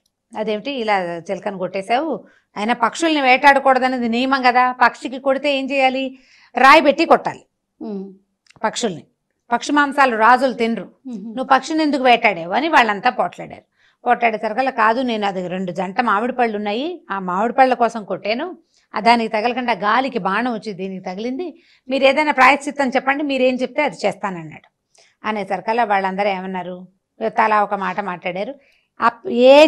ఈ చిలక ఎవరిదైతే ఉందో, ఏ అమ్మాయిదైతే ఉందో ఆ అమ్మాయి తాలూకు తండ్రి అన్నాడు, మా పిల్లని పెళ్లి చేసుకో అన్నాడు. అనేసరికల్లా ఇతను ఏమనుకున్నాడు, సరే తండ్రి ఎలాగో పెళ్లి చేసుకోమంటున్నాడు, రాజకుమార్తెలను ఎవరినైనా తెస్తే ఈ కలహంసను సరిగా చూస్తారో చూడరో, ఇలా పల్లె పిల్లని తీసుకెళ్తే ఇది బాగా చూసుకుంటుందేమోనని ఆ పిల్లని పెళ్లి చేసుకోవడానికి ఒప్పుకున్నాడు. ఆ అమ్మాయి పేరు కస్తూరి. అయితే ఆ కస్తూరిని తెచ్చుకున్నాడు, పెళ్లి చేసుకుని. సరే ఎవరో ఒకరిని పెళ్లి చేసుకున్నాడు లేని వాళ్ళ నాన్న రాజకుమార్తె కాపోయినా కూడా ఓకే అనేసాడు. ఆ కస్తూరి బాగా యాక్టివ్గా ఉండేది, మంచి పిల్ల అనమాట. ఈ రాజప్రాసాదంలో పావురాలని, నెమళ్ళని, చిలకలన్నీ ఉంటే అన్నిటికీ మాటలు పాటలు అవి ఇవి నేర్పిస్తూ సరదాగా తిరుగుతుంటే ఈ పెద్ద పెద్ద బిల్డింగ్లు కదా రాజుగారివి, ఒక్కో గది చూసుకుంటూ తిరిగేది. అయితే ఏమైంది, ఒకరోజు ఒక మేడ మీద ఒక మూల గది చక్కగా పువ్వులు గివ్వులు కట్టున్నాయి కానీ దానికి తాళం లేదు, తలుపేసింది. తోసింది, తలుపు రాల. చూసి అక్కడి నుంచి చిలకత్తలందరినీ అడిగింది, దీనికి తాళాలు ఎక్కడున్నాయంటే, మన ఎవరి దగ్గర ఉండవండి, అయ్యగారి దగ్గరే ఉంటాయి, ఆయనే అప్పుడప్పుడు తలుపు తీసి లోపలికి వెళ్తారు, బయటకు వస్తారు అని చెప్పారు. చెప్పేసరికల్లా ఏం చేసింది, ఆ సూరసేనుడు ఎక్కడికో వేటకెళ్తుంటే అతను బట్టలు సర్దే నెపంతో అతని దగ్గరున్న ఆ తాళాన్ని సంగ్రహించేసింది, తీసుకుని చెప్పకుండా కామ్గా తీసేసుకుంది. ఏం చేసింది, మర్నాడు అతను బయటికి వెళ్ళిపోగానే వచ్చి తాళం తీసి చూసింది. తాళం తీస్తే లోపల పెద్ద హంసతూలిక తల్పం, దాని మీద ఒక తెల్లగా మహాసౌందర్యవతైన అమ్మాయి పడుకుని కనపడ్డారు. ఇదేమిటి ఇట్లా బొమ్మలాగా ఉంది, బొమ్మలా పడుకుంది, కదలిక లేదు. ఇప్పుడు నిద్రపోతున్నా కూడా కాస్త కనుగుడ్లు కదలటమో కాలు వేళ్ళు కదలటమో ఉండాలి కదా, జీవం ఉన్నట్టే ఉంది, ఎప్పుడు బయట చూసినట్లేదు, బొమ్మలాగా ఉందని ఏం చేసింది, ముట్టుకుని చూస్తే మనిషి స్పర్శ తెలుస్తుంది. అక్కడి నుంచి అమ్మాయి సరదా పట్టలేకపోయింది అనమాట. అంత తెల్లగా మెరిసిపోతూ చాలా అందంగా ఉండేసరికల్లా ఇట్లా చేతి మీద అలా చేసి అలా శరీరం మీద అంటే బయటికి ఉన్న పార్ట్స్ మీద చేతుల మీద అక్కడ ఇట్లా రాస్తూ చూస్తోంది ఆ సౌందర్యాన్ని అనమాట. చేతి వేళ్ళు ఎంత బాగున్నాయి, చేతులు ఎంత బాగున్నాయి, పాదాలు ఎంత బాగున్నాయని అలా చూస్తుంటే ఏమైంది, ఈ చెయ్యి నిమిరేసరికల్లా ఈ చేతి చివరి ఏదో బొడిపిలాగా ఉంది, దాన్ని అట్లా అంది. అనేసరికల్లా అది ఏదో కదులుతున్నట్టు తోసింది. ఈ పిల్ల ఏం చేసింది, ఇది కొంచెం పల్లెటూరు పిల్ల కదా, ముళ్ళు తీయటాలు అవి వచ్చు, చిన్న బొడిప అలాగా బొటన్ వేలు చూపుడు వేలు గోరుతోటి దాన్ని పట్టుకుని లాగేసింది. బయటికి సూది లాగటం ఏంటి, కలహంస లేచి కూర్చుంది. ఆ విషపు సూది ఉండేసరికి అమ్మాయి స్పృహలో లేదు. ఇది తీయంగానే అమ్మాయి లేచేసింది. లేచి నువ్వెవరు. అప్పుడు వాళ్ళిద్దరు ఒకళ్ళకొకళ్ళు జరిగింది చెప్పుకున్నారు. సాయంకాలం రాజు వచ్చేసరికల్లా కలహంస చక్కగా నార్మల్గా కనపడింది. దాంతో మా పిన్నే నన్ను ఇలా గుచ్చేసిందని చెప్పింది అనమాట. సరే వీళ్ళు కలిసి బాగా కాలక్షేపం చేస్తుండేవాళ్ళు. ఇంకొన్నాళ్ళు పోయాక ఈ స్పృహలో లేని రాజుగారమ్మాయి స్పృహలోకి వచ్చేసిందని తెలిసింది. ఇంతలో ఈవిడ ఏం చేసి బయటికి వెళ్లే లోపల ఈ రాజహంస ఓ సంవత్సరం గడిచిపోయింది కదా, ఈ అమ్మాయి మంచాన్ని పడి మళ్ళీ తాబేలు దగ్గరికి వెళ్ళింది. వెళ్ళి మళ్ళీ దోసెడు ముత్యాలు పోసి తాబేలు పిలిచింది. నాకంటే అందగత్త ఎవరైనా ఉన్నారు, నేనే కదా అందరికంటే అందగత్త అంటే, నువ్వు కాదు, నీ సవితి కూతురు కలహంసే అందగత్తాను. ఆ కలహంస ఎక్కడ బతుకుంది, నేను సూది గుచ్చి చంపేశాను, అది చచ్చి పడింది, అది బతుకుని దాంతో సమానం లేదు, అది శవంతో సమానం, అది బతికి లేదు, అసలు ఈ పాటికే వాళ్ళ దహనం కూడా చేసేసి ఉంటారు, మాకు చెప్పలేదు కానీ అనేసరికల్లా నీ మొహం, వాళ్ళ ఆయన ఇంకో పెళ్లి చేసుకున్నాడు, ఆ సవితి నీలాంటిది కాదు, అది వచ్చి నువ్వు గుచ్చిన గుండు సూదిని తీసేసింది, ముగ్గురు హాయిగా ఇద్దరు భార్యలతోటి సోర్సేనుడు హ్యాపీగా ఉన్నాడు, ఏమీ లేదు, నువ్వు ఎప్పటికీ అందగత్తావు కాదు, ఎప్పటికీ కలహంసే అందగత్తే, అది ఉన్ననాళ్ళు అదే అనేసరికల్లా ఈవిడికి మండిపోయింది. ఏం చేసినా చావట్లేదు దీని దుంపదే కానీ ఈసారి ఏం చేసింది, కాలకూట విషం సంపాదించిందట. అది వేసి ఒక బ్రహ్మాండమైన పాయసం తయారు చేసింది. ఆ పాయసంలో ఏ వాసన తెలియకుండా చక్కగా కిస్మిస్లు, ఏలకాయలు, తర్వాత ఏమో కర్పూరము, జాజికాయ, జాపత్రి అవన్నీ వేసి గుమగుమలాడే పాయసం తయారు చేసి రాజుగారిని బతిమలాడింది. నేను ఒక మంచి పాయసం చేశాను, సంతాన కారకం ఇది, నాకు పుట్టలేదు కానీ పిల్లలు కలహంసకైనా పిల్లలు పుడతారు, ఇది తీసుకెళ్ళి ఇస్తాను, పిల్లని చూసొస్తానని బాగా బతిమలాడి రాజుని ఒప్పించింది. ఎన్నిసార్లు అయినా రాజు ఆవిడని నమ్ముతూనే ఉన్నాడు. సరేనని పంపించాడు. వీళ్ళిద్దరు పైనుంచి చూస్తున్నారు, కబురు వచ్చింది, రథము వస్తుంది. చూసేసరికల్లా ఇది ఏడవటం మొదలుపెట్టింది. ఏమో మా పిన్ని ఇప్పటికి 2 సార్లు ప్రయత్నించింది నన్ను చంపడానికి, సంవత్సరం నుంచి నేను మంచం మీదే పడున్నాను, ఇప్పుడు మళ్ళీ వస్తుంది, నన్ను ఏదైనా చేసేస్తుందంటే, ఈ కస్తూరి ఉంది, నీకెందుకు భయం, నేనున్నా కదా, నేను ఒకదాన్ని అయితే ఏదైనా చేస్తుంది, నేను నీ పక్కనే ఉంటాను, ఏం చేస్తుందో చూద్దాం. అక్కడి నుంచి ఆవిడ రాగానే ఈ కూతుర్ని కావలించుకుంది. నీకోసం బ్రహ్మాండమైన పాయసం చేశానమ్మా, పాయసం తాగు, ఎంతో బాగుంటుందంటే, ఈ కస్తూరింది, పాయసాలు వాళ్ళు వీళ్ళు తెస్తే మేము తాగమండి, మా దగ్గర ఒక రూలు, ఎవరైనా ఏదైనా వస్తువు చేసుకొస్తే ముందు వాళ్ళు తాగాలి, మీరు తాగాక అప్పుడు మేము తీసుకుంటాం అనేసరికల్ ఇప్పుడు ఒప్పుకోవాలి. ఇంకా నయం, ఇది పిల్లలు పుట్టేందుకోసం చేశాను, మా పిల్ల పెళ్ళి 2-3 ఏళ్ళు అయిపోయింది కదా, సంతానం కోసం చేశానంటే, మరి మీకు లేదుగా సంతానం, మీరు తాగండి అంటుంది. ఇక ఇద్దరు వాదించుకుంటారు. ఆవిడ ఎలాంటి పరిస్థితుల్లో అయినా ఈ కలహంసకు తాగిచ్చేయడానికి చిన్న కప్పులో వేసి నోటి దగ్గర పెట్టి బలవంతం చేస్తుంటే, ఈ అమ్మాయి ఏం చేసింది, కస్తూరి, ఈ అమ్మాయి కొంచెం పల్లెటూరుది కదా, ఆవిడని ఇట్లా రెక్కలు విరిచి పట్టుకుని ఆ పాయసాన్ని ఎత్తి గొంతులో పోసేసింది. మీరు తాగేయండి, మీరు ఎలా ఉంటారో చూసాక అప్పుడు మేము తాగుతానులేండి అని. ఇక ఓ అనడానికి వీలు లేకుండా అక్క గట్టిగా ముక్కు మూసేసేయి అని అనేసరికల్లా, ముక్కు మూసేసరికి గుటకబడిపోతుంది కదా, ముక్కు మూసేసరికల్లా ఈ గుటకబడి లోపలికి పాయసం వెళ్ళంగానే ఆవిడ గీలగిలా కొట్టుకుని ఆ రాజహంస కాస్త చచ్చిపడిపోయి, అమ్మయ్య ఈవిడ పీడ విరగడైందని అక్కడి నుంచి రథాన్ని పిలిచి, ఈవిడిని ఎవరు తెచ్చాడు, ఈ శరీరాన్ని రథంలో వేసుకుని ఎక్కడి నుంచి తెచ్చావో అక్కడికే తీసుకెళ్ళు, మా రాజ్యంలో ఉండటానికి వీల్లేదని చెప్పి ఆవిడ తెచ్చిన పాయసం కప్పు గిన్నెతో సహా రథంలో పెట్టి వెనక్కి పంపించేశారు. ఆవిడే తాగిపోయింది అనుకుంటారు, మనం ఏమైనా చేసామని వాళ్ళు ఎందుకు అనుకోవాలి. ఈ పని చేశాక అప్పటి నుంచి కస్తూరి భార్య, ఈ కలహంస, సూరసేనుడు కలిసి హాయిగా సంతోషంగా ఉన్నారు. ఇప్పుడు ఇందులో ఈ కథలో ఇదేమిటి, ఈర్ష్య ఎంత బాధిస్తుందంటే, ఏదో ఒక పని చేశాక కూడా తృప్తి ఉండదు దానికి, ఇంకా ఫర్దర్ ఎక్స్టెంట్ ముందుకెళ్ళిపోవాలని అనిపిస్తుంది. దాన్ని ఎక్కడో ఒక చోట కట్ చేసుకోవాలి. మనం అక్క చెల్లెళ్ళ మధ్య ఈర్ష్యలు చూస్తాం, అక్క చెల్లెళ్ళ మధ్య, వదిన మరదళ్ళ మధ్య ఈర్ష్యలు ఉంటాయి, అన్నదమ్ముల మధ్య కూడా ఈర్ష్యలు ఉంటాయి, పిల్లల దగ్గర కనపడుతూ ఉంటాయి. కనిపించినప్పుడు అంటే ఫ్యామిలీస్ పెద్దవయ్యే కొందికి వదనలు, మరదళ్ళు అలాంటి, లేదా వదిన ఆడపడుచులు వాళ్ళ దగ్గర వస్తాయి. చిన్నతనంలో కట్ చేస్తే ఒకళ్ళకి లేదనుకో, రెండో వాళ్ళకి పెద్దగా ఉన్నా అంత పెద్ద ఇబ్బంది ఉండదు. ఇద్దరు ఈర్ష్యపడే స్వభావం ఉన్న వాళ్ళైతే కష్టం కదా. పిల్లలకి ఇలాంటి కథలు చెప్పాలి, ఎక్కువగా ఈర్ష్యపడకూడదు, అసూయ పడకూడదు. ఎవరు ఈర్ష్యపడతారో వాళ్ళు హెచ్చుగా బాధపడతారు. నువ్వు బాధపడతావు వేరే సంగతి, ఏ కట్టెకి నిప్పుంటే ఆ కట్టె ముందు కాలుతుంది, నిప్పున్న కట్టే కదా కాల్చేది. కాబట్టి మనసు నలిగిపోతూ ఉంటుంది ఈర్ష్యతోటి. దాన్ని తగ్గించుకోవాలని, అది చేయకూడదని ఈ పెద్ద కథని ఒక అరగంట సేపు చెప్పి పిల్లలకి నేర్పించుకోవాలి. సూపర్ అమ్మగారు, అవసరమైతే ఒక 2-3 పార్టులుగా కూడా చెప్పుకోవచ్చు. చాలా బాగుందండి. పిల్లలకి చెప్తానికి ముందు దీనిలో ఒక కాన్సెప్ట్ ఉంది మనకి. అవును, చాలా బాగుందండి. ఇంకొక స్టోరీతో మళ్ళీ కలుద్దాం రమగారు. నమస్తే. నమస్తే జయ. ఈ వీడియో కనుక మీకు నచ్చినట్లయితే లైక్ చేయండి, షేర్ చేయండి. మరిన్ని వీడియోస్ కోసం మా ఛానల్ని సబ్స్క్రైబ్ చేసుకోండి. నమస్తే రమగారు. నమస్తే జయ. రమగారు, మన భారతదేశం యొక్క చిత్రపటం చూడగానే మనకి నీరు, కొండలు, సముద్రాలు ఇవన్నీ ఎక్కువ కనిపిస్తూ ఉంటాయి. రకరకాల పర్వతాలు, అందులో వింధ్య పర్వతాలు ఒకటి. ఒకప్పుడు చూసుకుంటే చాలా ఎక్కువగా పెద్దగా ఉండేవనేవారు. కానీ ఇప్పుడు చూస్తూ ఉంటే కాలక్రమేణా అవి చాలా చిన్నగా అయిపోతూ వస్తున్నాయి. దీనికి సంబంధించి సైంటిఫిక్గా ఏదైనా రీజన్ ఉందా? అసలు ఎందుకు చిన్నగా అయిపోతున్నాయి? దీనికి సంబంధించి అసలు ఏమన్నా ఒక పురాణ కథలు కానీ అలాంటివి ఏమన్నా ఉన్నాయండి? కొండలు అరిగిపోవటానికి ఇప్పుడు మనం తవ్వేస్తున్నాం. సైంటిఫిక్ రీజన్ కాదు, టెక్నికల్ రీజన్, ప్రాక్టికల్ రీజను మనమే తవ్వేసేయటం. ఎందుకంటే వరకు బంజారా హిల్స్, జూబ్లీ హిల్స్ అంటే నిజంగా హిల్స్ లాగానే ఉండేవి. ఇప్పుడు హిల్స్ ఏవి, హిల్స్ లేవు, ఏం లేవు, చాలా తగ్గిపోయినాయి కదా. శ్రీనగర్ కాలనీలో కూడా కొండలు కనపడేవి. మా చిన్నప్పుడు మేము హైదరాబాద్ వచ్చే రోజులంటే ఇవి 70s 80sలో బాగా కనపడేవి. నేను హైదరాబాద్ వచ్చి 90sలో కూడా ఇప్పుడు అసలు ఎక్కడా కొండలు గుట్టలు కనపడే, కొంచెం ఊరికి దూరంగా కనిపిస్తాయి. హిల్స్ అసలు లేనే లేవు. ఇవి మనమే మానవ తప్పిదాలు వల్లే అవి పోయినాయి. కొండలు, అడవులు అవన్నిటిని మనమే పాడు చేస్తాం. మన చేతిలో చేసుకునేది అవి మన కోసమే పెట్టాడు భగవంతుడు. వాటిని చిన్నవి చేసేసుకుని మనం పెద్దవాళ్ళం అయిపోతున్నాం అనమాట. అయితే ఈ వింధ్య పర్వతాల మీద ఒక చాలా ఇంట్రెస్టింగ్ కథ ఉంది జయ. దీనికి పురాణ కథ ఇది. అనుబంధంగా 2-3 కథలు కూడా చెప్పుకోవచ్చు. ఇదివరకట పర్వతాలకి రెక్కలు ఉండేవిట. పురాతన కాలంలో రెక్కలుంటే ఈ కొండలు ఆ రెక్కలతోటి ఎక్కడికి కావాలంటే అక్కడికి వెళ్ళిపోయేవి. ఇంతంత కొండకి రెక్కలు ఉండేవి. అది నేను ఇక్కడ ఉండను, అక్కడ మా మామయ్య ఉన్నాడని మామయ్య గారింటికి ఈ కొండ మొత్తం ఎగిరి వెళ్ళేది.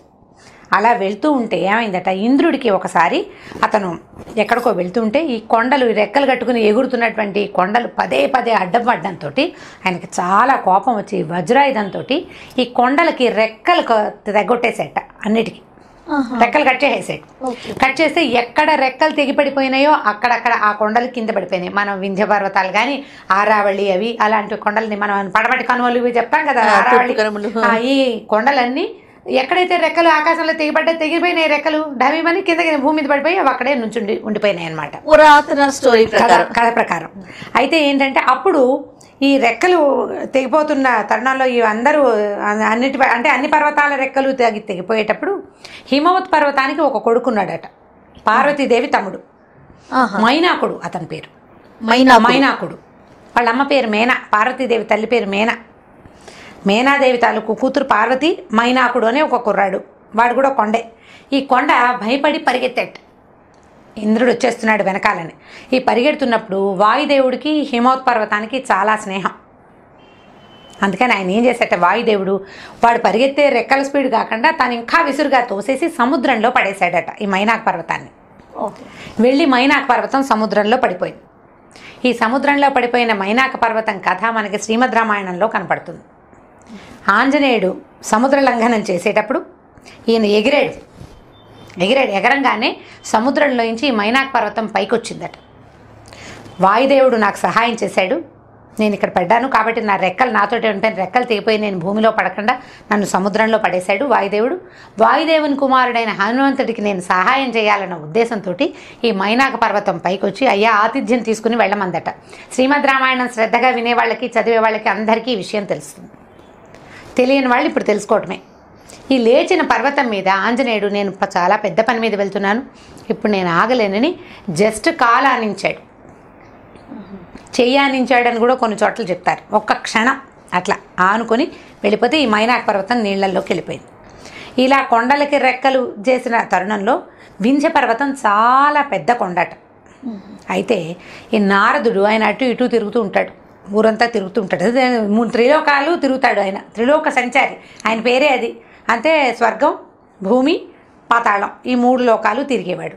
ఈ తిరుగుతున్నప్పుడు ఇవి వచ్చి ఏం చెప్పేవాడట, హిమవత్ పర్వతం అంతా, మేరు పర్వతం ఇంత అని చెప్పేవాడు. మనకి ఈ పర్వతాలు మనకు భూమి మీద కనపడేవి కాకుండా ఈ కైలాసానికి పైన దేవతలు నివసించే ఒక కొండదట మేరు పర్వతం, దాని పేరు. ఆ మేరు పర్వతం ఏంటంటే బంగారపు కొండ అట, అది బంగారపు కొండంతా.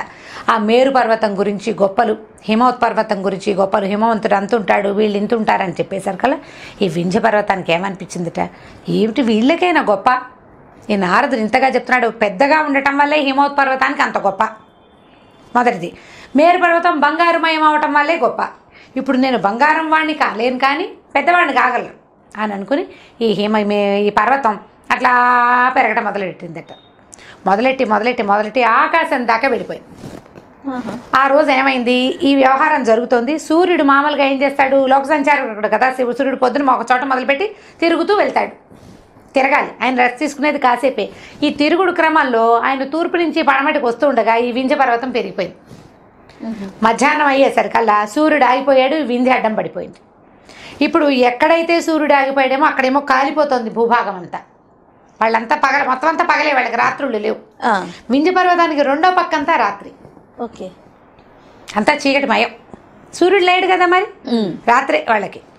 చంద్రుడికి రావాలో వద్దో తెలియదు, వస్తే కూడా ఆయన సగమే, మళ్ళీ ఇంటికి ఎలా వెళ్తాడు చంద్రుడు వస్తే మాత్రం. దాంతో అల్లకల్లోలం అయిపోయిందట. అయిపోతే సరే ఈ నారదుడు చేసిన కొంటె పని ఇది అని చెప్పి ఈయన బాగా పెంచాడనమాట ఈ వింధ్య పర్వతాన్ని. ఆ వింధ్య పర్వతం ఏం చేసేదట, అంతకుముందు కూడా వింధ్య పర్వతానికి ఈ లక్షణం ఉంది. తనకు కావలసినప్పుడు ఎత్తు పెరిగి, ఎవరైనా నడుస్తుంటే పెరిగి, ఎవరైనా నడవకపోతే దిగి, అలా రకరకాలుగా చేస్తూ ఉండేది. దాన్ని శాశ్వతంగా అణచడానికి చేసిన ఉపాయమే ఈ పని అనమాట. సరే ఇలా అయ్యేసరికల్లా ఏం చేశారు, దేవతలందరూ బ్రహ్మ దగ్గరికి వెళ్ళి, ఇదిగో ఇలా జరిగింది, లోక సంచారం ఆగిపోయింది, సూర్యుడు ఒక పక్కే ఉండిపోయాడు, ఈ వింధ్య పైకి ఎక్కిరిపోయింది, పైకి వచ్చేసింది, ఇప్పుడు ఏం చేయాలి అని అడిగేసరికల్లా సరే బ్రహ్మ ఏం చేశాట, అగస్త్యుడి దగ్గరికి వెళ్ళండి, ఆయన కాశీనగరంలో ఉన్నాడు, అక్కడికి వెళ్ళండి, అగస్త్యుడు దీని సంగతి చూడగలడు అని చెప్పాడు. ఈ అగస్త్యుడు ఆయన భార్య లోపాముద్ర ఇద్దరు కాశీలో నివసిస్తున్నారు. కాశీ విశ్వేశ్వరుడి సేవించుకుంటూ అక్కడే ఉన్నారు. ఉంటే సరే వీళ్ళంతా వెళ్ళి, అయ్యా ఇలా జరిగింది, ఇక్కడంతా ఈ రకంగా ఉంది, ప్రపంచం ఆగిపోయింది, లోక సంచారం లేదు, సూర్యుడు తిరగలేకపోతున్నాడు, సూర్యచంద్రుడు లేకపోతే భూమి చాలా అవస్థల పాలవుతుంది, మీరు ఏదైనా చెయ్యాలి, దీనికి శాశ్వత పరిష్కారం కావాలి. ఇవాళ ఏదో చెబితే దిగిపోయి రేపు మళ్ళీ ఎక్కిపోయి ఈ గోళలు కాదు అనేసరికల్లా ఆయన ఏం చేశాడు, ఇంటికి వెళ్ళి గంగా తీరంలో జపం చేసుకుంటూ ఉండగా వీళ్ళు వచ్చారు. లోపాముద్రకి ఏం చెప్పాడంటే, ఇక కాశీ నివాసం పోయింది, ఇదే ఆఖరిది, ఇవాళ రోజే మనం ఆఖరి సేవ అని చెప్పి ఇద్దరు గుళ్ళోకి వెళ్ళి కాశీ విశ్వేశ్వరుని సేవించుకుని గంగాజలం తాగి నడుచుకుంటూ వచ్చారు. వెనక్కి వచ్చేసరికల్లా ఈయన ఆ వింధ్య పర్వతం దాకా రాగానే ఆ వింధ్య పర్వతం గబగబా సైజు తగ్గిపోయింది, కిందకు వచ్చేసాడు. వచ్చి, ప్రభు సాయ, ఇంత మహానుభావులు మీరు ఈ దారిలో వస్తున్నారు, మీకు మనం ఏం సేవించగలనంటే, అయ్యా అక్కడికి వెళ్తున్నాను, దక్షిణ పథానికి వెళ్తున్నా, మళ్ళీ నేను తిరిగి వచ్చేదాకా నువ్వు పెరగకుండా ఇలాగే ఉండు, వినమ్రుడుగా ఉండు, వంగి ఉండు, ఇలా వంగావు కదా నా కోసం, అలాంతా వంగింది, ఇలా కిందకి ఏం కావాలి అని అడిగింది, ఇలాగే వంగి ఉండు, నేను వచ్చేదాకా వచ్చేస్తాను అని చెప్పాడు. అయితే ఈ వెళ్ళిన అగస్త్యుడు మళ్ళీ ఉత్తర పథానికి వెళ్ళాల, దక్షిణ పథంలోనే ఉండిపోయి మలై పర్వతం మీద తన నివాసాన్ని ఏర్పరచుకున్నాడు. మళ్ళీ కాశీ విశ్వేశ్వరుని సేవించటం కోసం ఆయన వెళ్ళాల. ఈ ప్రపంచంలో మనుషులకి మేలు చేయడానికి, సూర్యుడి లోక సంచారాన్ని సరిగా ఉంచటానికి దేవతల కోరిక మేరకు అగస్త్యుడు ఇక కాశీ విశ్వనాథుని సేవించడం అనేది ఇక మానేసుకున్నాడు. మానేసి ఇంకా ఆయన తిరిగి వచ్చాడంటే వీడు మళ్ళీ మామూలు అయిపోతాడు, పైకి లెగుస్తాడు కదా. మళ్ళీ వచ్చి రోజు తిరిగే ప్రక్రియ పెట్టుకోలేదు.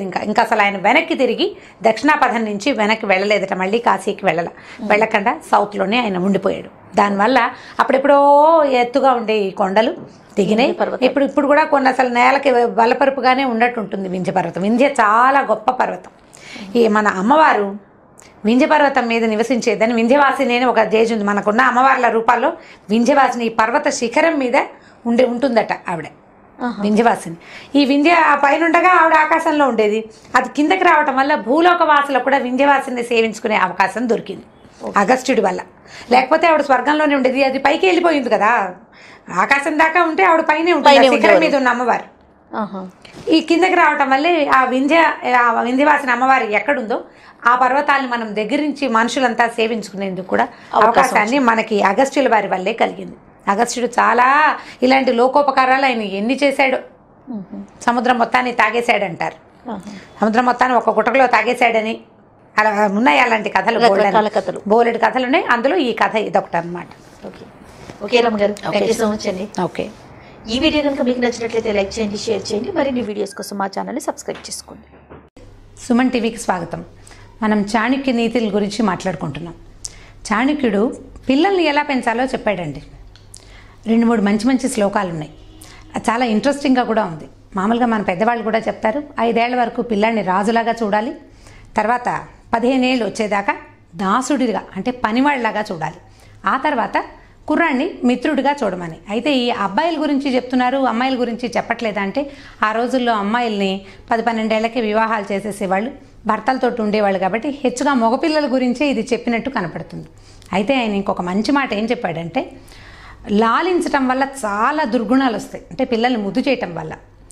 అదే తంతే చాలా సుగుణాలు వస్తాయట. అంటే లాలన వల్ల 10 బోల్డని దోషాలు ఉంటే తాడన వల్ల బోల్డని సుగుణాలు ఉన్నాయి.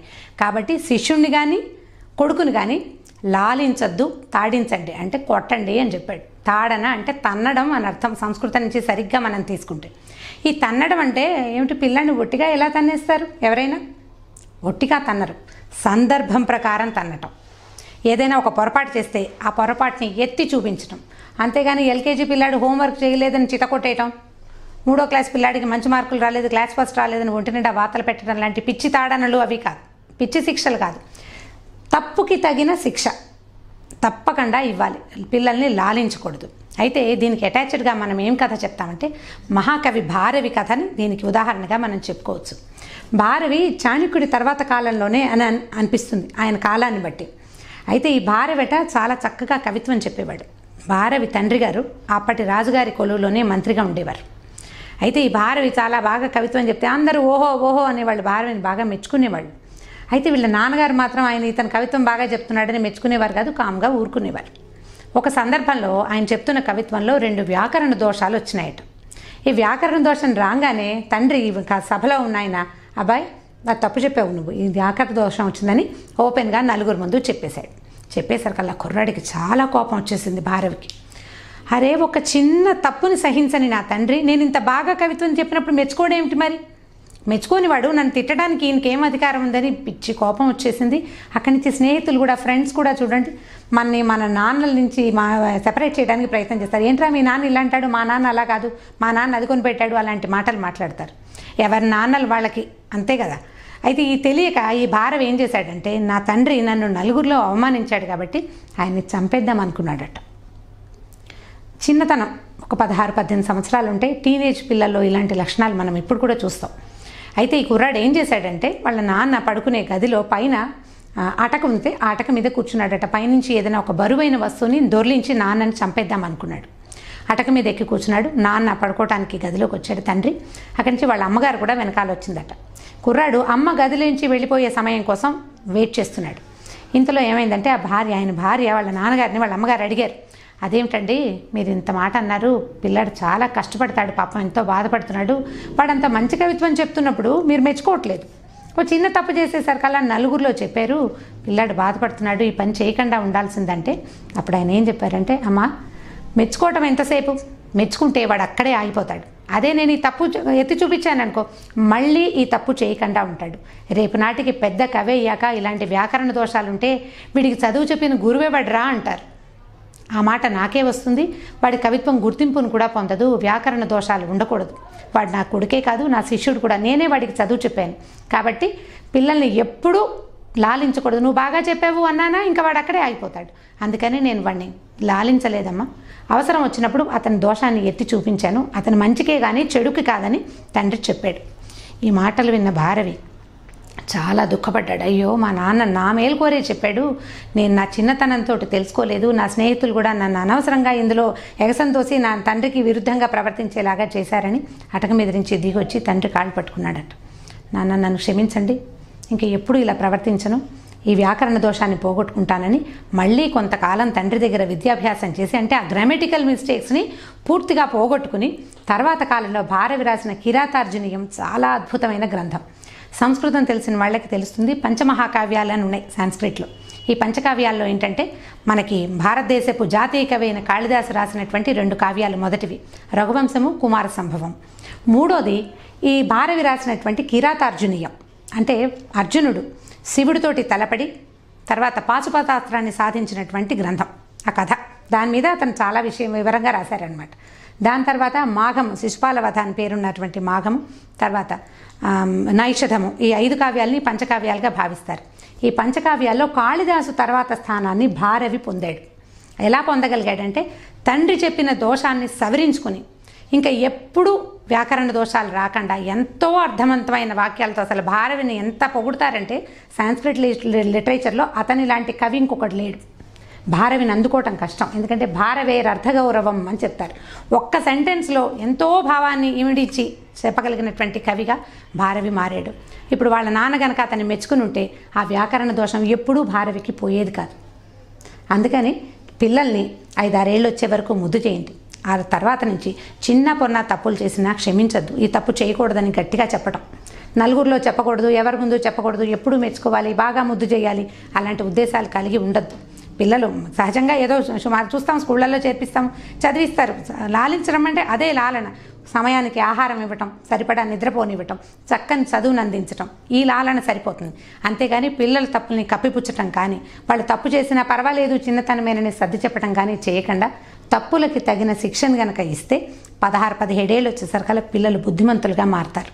ఆ తర్వాత పెద్దవాళ్ళు అయ్యాక భారవి లాంటి ఘనత కాకపోతే వాడికి తగిన ఘనతని కుర్రవాడు సాధించగలుగుతాడు. కాబట్టి ఎప్పుడూ పిల్లల్ని అతిగా ముద్దు చేయకూడదు.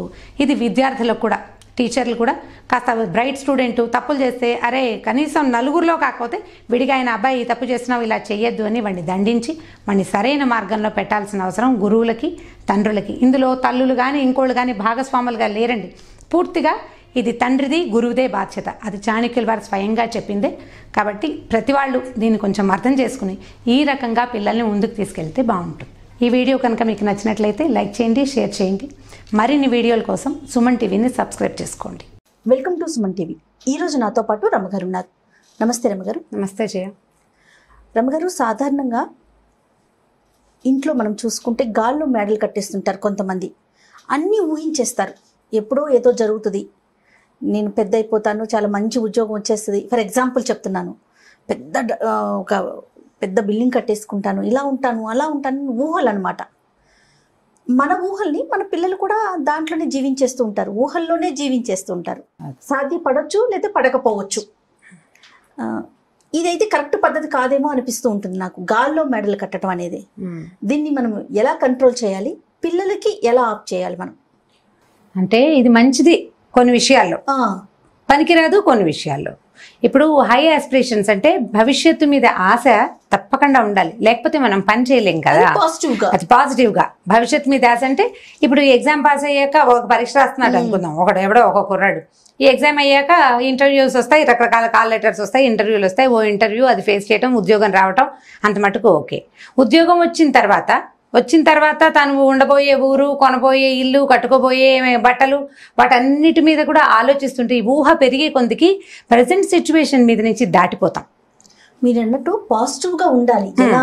ఇప్పుడు ఎగ్జామ్ అనుకున్నాం, అతను చదివితే అదే బాగా చదివి అప్పుడు ఊహించుకోవాలి, ఈ ఎగ్జామ్ నేను పాస్ అవుతాను, నెక్స్ట్ స్టెప్ ఏంటని.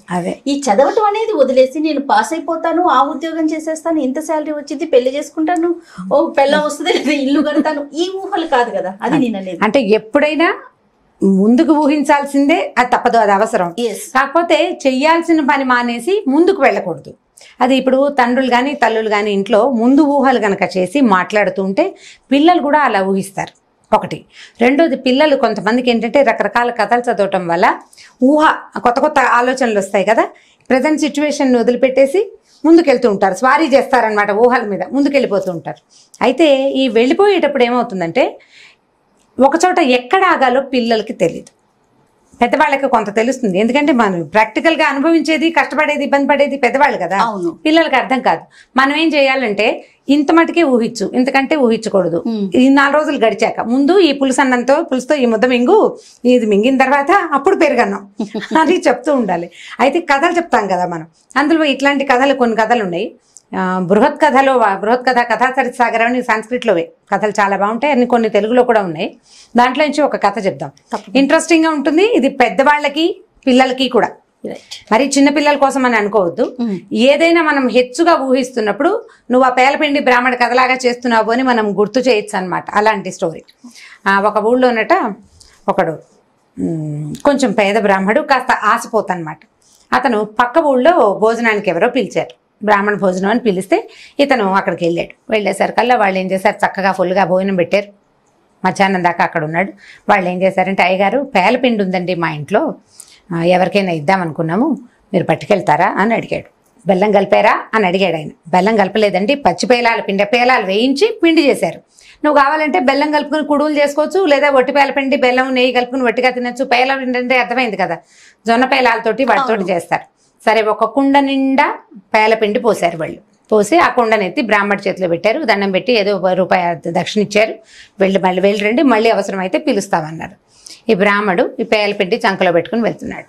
కొంచెం దూరం వెళ్ళాక ఏమైంది, మధ్యాహ్నం ఫుల్గా భోజనం చేశాడు కదా, 3:30 అయ్యేసరికి నిద్ర వస్తున్నట్టుంది అతనికి నడుస్తుంటే. 2 గంటలు పడుకుని కొద్దిగా చల్లబడ్డాక అప్పుడు వెళ్దాం అనుకున్నాడు.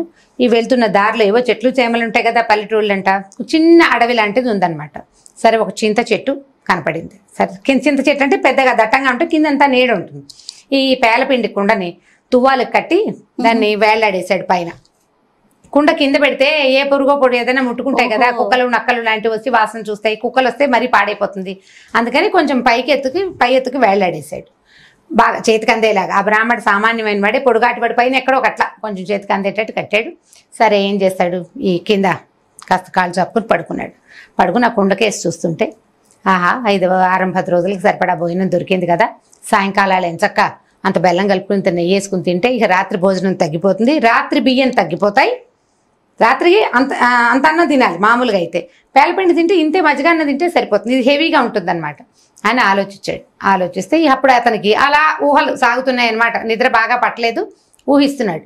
కరువు రోజులు, ఆహారానికి బోల్డ్ అంత డిమాండ్ ఉంది. ఇప్పుడు కొన్నాళ్ళకి ఇంకా కరువు పెరిగి పేలపిండికి డిమాండ్ గనక వస్తే, ఒకవేళ పేలపిండి ఎన్ని డబ్బులు కమ్ముతాం, ఒక డబ్బులు కమ్మటం, పేలపిండి అమ్మగా వచ్చిన డబ్బులతోటి 2 మేకలు గనక, ఒక ఆడని మొగని గనక కొనుక్కుంటే, ఈ 2 ఆడ మగ ఊరుకుంటాయి ఏమిటి, 6 నెలలు అయ్యేసరికి పిల్లల్ని పెట్టవు, చెరుకో 2, 3, 4 పిల్లల్ని పెడతాయి. 4, 6 పిల్లలు అయిన తర్వాత ఈ 2 పెద్ద మేకల్ని అమ్మేసి ఒక గేదెని కొనుక్కోవాలి. గేదె కూడా ఏళ్ళకి 2 ఏళ్లకు ఓసారి ఇంతుంది. అప్పుడు ఒక గేదె 2 ఏళ్ళు తిరిగేసరికల్లా 2 గేదెలు అవుతాయి. పిల్లని ఉంచుకుని తల్లిని అమ్మేయాలి. తల్లిని అమ్మేశాక గేదెని అమ్మేస్తే ఏమవుతుంది, కొంచెం కాస్త ఎక్కువ డబ్బులు వస్తాయి కదా. పైగా ఆల్రెడీ 1-2 పిల్లలు ఉన్న గేదె, కడుపుతో ఉన్న గేదె అంటే చూడి గేదెని అమ్మితే డబ్బులు ఎక్కువ వస్తాయి. చూడి గేదె అంటే మరి కన్నా ఈయన తర్వాత బోల్డ్ పాలిస్తుంది కదా. సో అప్పుడు వచ్చే డబ్బులతోటి ఒక చిన్న ఎడ్ల జత ఒక దాన్ని కొనుక్కుంటే చాలా బాగుంటుంది. ఈ ఎడ్ల జతను కొనుక్కున్న తర్వాత ఊళ్ళో మడకలు కడతారు, అంటే నాగలు కట్టి దున్నుతారు కదా. ఆ పొలం పనులకి 4-5 సంవత్సరాలు, 4-5 నెలలు, ఏళ్ల దాకా ఆయన ఆలోచించలే. నెలలు తిప్పేసరికల్లా ఏమవుతుంది, ఈ పొలాల్లో దున్నుతుంటే ఎక్కడో ఒక చోట నాకు లంకె బిందెలు దొరుకుతాయి. ఒక బిందె దొరికితే ఇక ఇంకేముంది, ఆ డబ్బులు పెట్టి చక్కగా ఒక పెద్ద ఇల్లు కట్టుకుని, ఆల్రెడీ మన దగ్గర ఎన్ని ఉన్నాయి, మొదట మేకలు ఉన్నాయి, తర్వాత గేదెలు ఉన్నాయి, తర్వాత ఎడ్లు ఉన్నాయి. ఈ ఎడ్లకి ఇంటికి మధ్యలో మరి నాగళ్ళు ఉన్నాయి. ఇప్పుడు ఇదంతా ఏర్పరచుకున్న తర్వాత చక్కగా ఇంటికి చుట్టుపక్కలంతా పళ్ళ తోటలు, సపోటాలు, దానిమ్మలు, ద్రాక్ష, ఇక 5-6 చప్పన్న ఫలాలు, 5-6 తోటి ఆగలేదన్నమాట. మొత్తం అన్ని రకాల పళ్ళ తోటలు వేసేసుకోవటం. అక్కడి నుంచి చక్కగా లక్షణంగా ఒక అందమైన పిల్లని చూసి పెళ్లి కూడా చేసుకోవచ్చు. నేను పెళ్లి చేసుకున్న తర్వాత, పెళ్లి చేసుకున్నాక ఓ ఏడాదికి కొడుకు పుట్టాడు ఆయనకి. ఏడాదికి పుట్టిన కొడుకు పిల్లాడు ఏడుస్తున్నాడు. ఏమే భార్యని ఎత్తుకోమన్నాడు. ఈయన చేతులు చెప్తున్నాడు ఎత్తుకోని. భార్య పనిలో ఉండి తీసుకోలేదు. మాట వినవా అని పక్కనున్న కర్రతోటి ఫెడేయమని ఒకటి కొట్టాడు భార్యని. ఈ కొట్టిన కర్ర దెబ్బ ఎక్కడ పడింది, పేలపిండి వేళ్ళాడేసాడు చూడకుండా దాని మీద పడింది. ఆ కుండ పగలటం ఏంటి, దబ్బమని మొత్తం పిండి అంత పేలపిండి అంటే డస్టీగా ఉంటుంది కదా, ఈయన మొహం నిండా పడింది. మొత్తం కుండ బద్దలై అంతా కింద మీద అయిన తర్వాత అప్పుడు ఆయనకి తను ఎక్కడున్నానో జ్ఞాపకం వచ్చిందనమాట. ఇప్పుడు పేలపిండితో మొదలుపెట్టిన కథ దాంతోటే ఎండ్ అయిపోయింది. కనీసం గుప్పెడు పేలపిండి సాయంకాలం తినడానికి కూడా మిగలేదు. కుండ పైన కుండని కనుక పగలగొడితే అందులో ఏం మిగలదు కదా, మొత్తం నేలపాలైపోతుంది. మొత్తం ఆ పిండి అంతా నేలపాలయ్యాక ఆ మొహం మీద పడ్డారు. చిటికెడు నోట్లో వేసుకున్నా తీపి బెల్లం లేదు అందులో, అది తీయగా ఉండదు, చప్పగా ఉండి దగ్గు గొట్టొచ్చేస్తుంది. మంచినీళ్ళు కావాలి. సరే, ఇంకేం చేశాడు, అయ్యో దేవుడా నేను ఊహించి ఉన్నది కూడా పాడు చేసుకున్నానే అని ఏం చేశాడు, ఆ కుండ అక్కడ వదిలిపెట్టేసి ఆ తువ్వాలు మాత్రం నెత్తిన మీద కప్పుకుని మెల్లిగా ఇంటి దారి పట్టాడు. ఇప్పుడు గాలిలో మేడలు కడితే మనం ఎక్కడున్నామో అక్కడే ఉండిపోతాం. ముందుకి వెళ్ళడానికి మేడ కట్టకూడదు, మెట్లు ఎక్కాలి. ఒక మెట్టు ఎక్కితే అప్పుడు పైకి వెళ్తాం, ఇంకో మెట్టు ఎక్కితే ఇంకా పైకి. వరుసగా మెట్లెక్కుతూ వెళ్ళిన వాడే గాలిలో ఉన్న మేడని చేరగలడు, కానీ కింద నుంచి దాని ఎత్తును గురించి ఆలోచించేవాడు చేరలేకపోతాడు. పదే పదే పిల్లలకి ఇలాంటి కథలు చెప్తే ఎక్కువ స్ట్రెచ్ చేయొద్దు. ఏ ఆలోచన అయినా పరీక్ష బాగా రాయటం, దానికోసం మనం ఏం చేయాలి అంత మటుకే చేయాలి. ఎగ్జామ్ అయిపోయి మార్కులు వచ్చేసిన తర్వాత అప్పుడు ఇంకో దాని గురించి ఆలోచించాలి. ముందే భవిష్యత్తుని ప్లాన్ చేసుకుంటే ఎలా ఉంటుంది? అంత ప్లాన్ చేయకూడదు, కొద్దిగా వేగ్గా ప్లాన్ చేసుకోవాలి. ఇలా ఒక్కొక్కటి నిదానంగా, మా ఇంట్లో ఉండే మేడ, దాని మా మేడ, దాని మెట్లు, దాని పక్కన ఉండే చెక్క రైలింగు, ఇవన్నీ ఆలోచించకూడదు. అవి ఆలోచించడం వల్ల ఏమవుతుందంటే మొదటికి మోసం వస్తుంది అన్నమాట. కానీ వినటానికి నవ్వు తెప్పించేలాగా ఉన్నా కూడా కథ చాలా నిగూఢ అర్థం ఉంది. ఆలోచింపజేయాలి. ఆలోచిస్తే తల్లులందరూ దయచేసి ఆలోచించి, అంటే ఆగాలి. తల్లులు కాదు, తండ్రులు కూడా. ఎగ్జాక్ట్లీ. అమ్మ నాన్న ఇద్దరు ముందు మీరు గాల్లో మేడలు కట్టకండి. పిల్లలకి అలాంటి హ్యాబిట్ చేయకూడదు. ఒకవేళ వాళ్ళకి అలాంటి హ్యాబిట్ ఉంటే ఇలాంటివి చెప్పి ముందుకెళ్ళకూడదు. ఇక్కడ ఇవాళది కావాలి, ఇవాళ రేపు ఎల్లుండి వరకే ప్లానింగ్. దానికి ఒక లిమిట్ పెట్టుకోవాలి అని చెప్తుంటే బాగుంటుంది. మంచి కదా, ఇది చెప్పడానికి బాగుంటుంది. ఎప్పుడైనా పిల్లలు కానీ పెద్దవాళ్ళు కానీ ఓవర్ యాక్షన్ చేసినప్పుడు గుర్తు చేయడానికి పింగళవారి పీకిలాగా ఈ కథ కూడా చెప్పుకోవచ్చు అన్నమాట. ఎక్సలెంట్ స్టోరీ రమ్మగారు, చాలా బాగుంది, ఆలోచింప చేసేలాగా. ఇంకొక స్టోరీతో మళ్ళీ కలుద్దామండి. తప్పకుండా. నమస్తే. ఈ వీడియో కనుక మీకు నచ్చినట్లయితే లైక్ చేయండి, షేర్ చేయండి. మరిన్ని వీడియోస్ కోసం మా ఛానల్ని సబ్స్క్రైబ్ చేసుకోండి.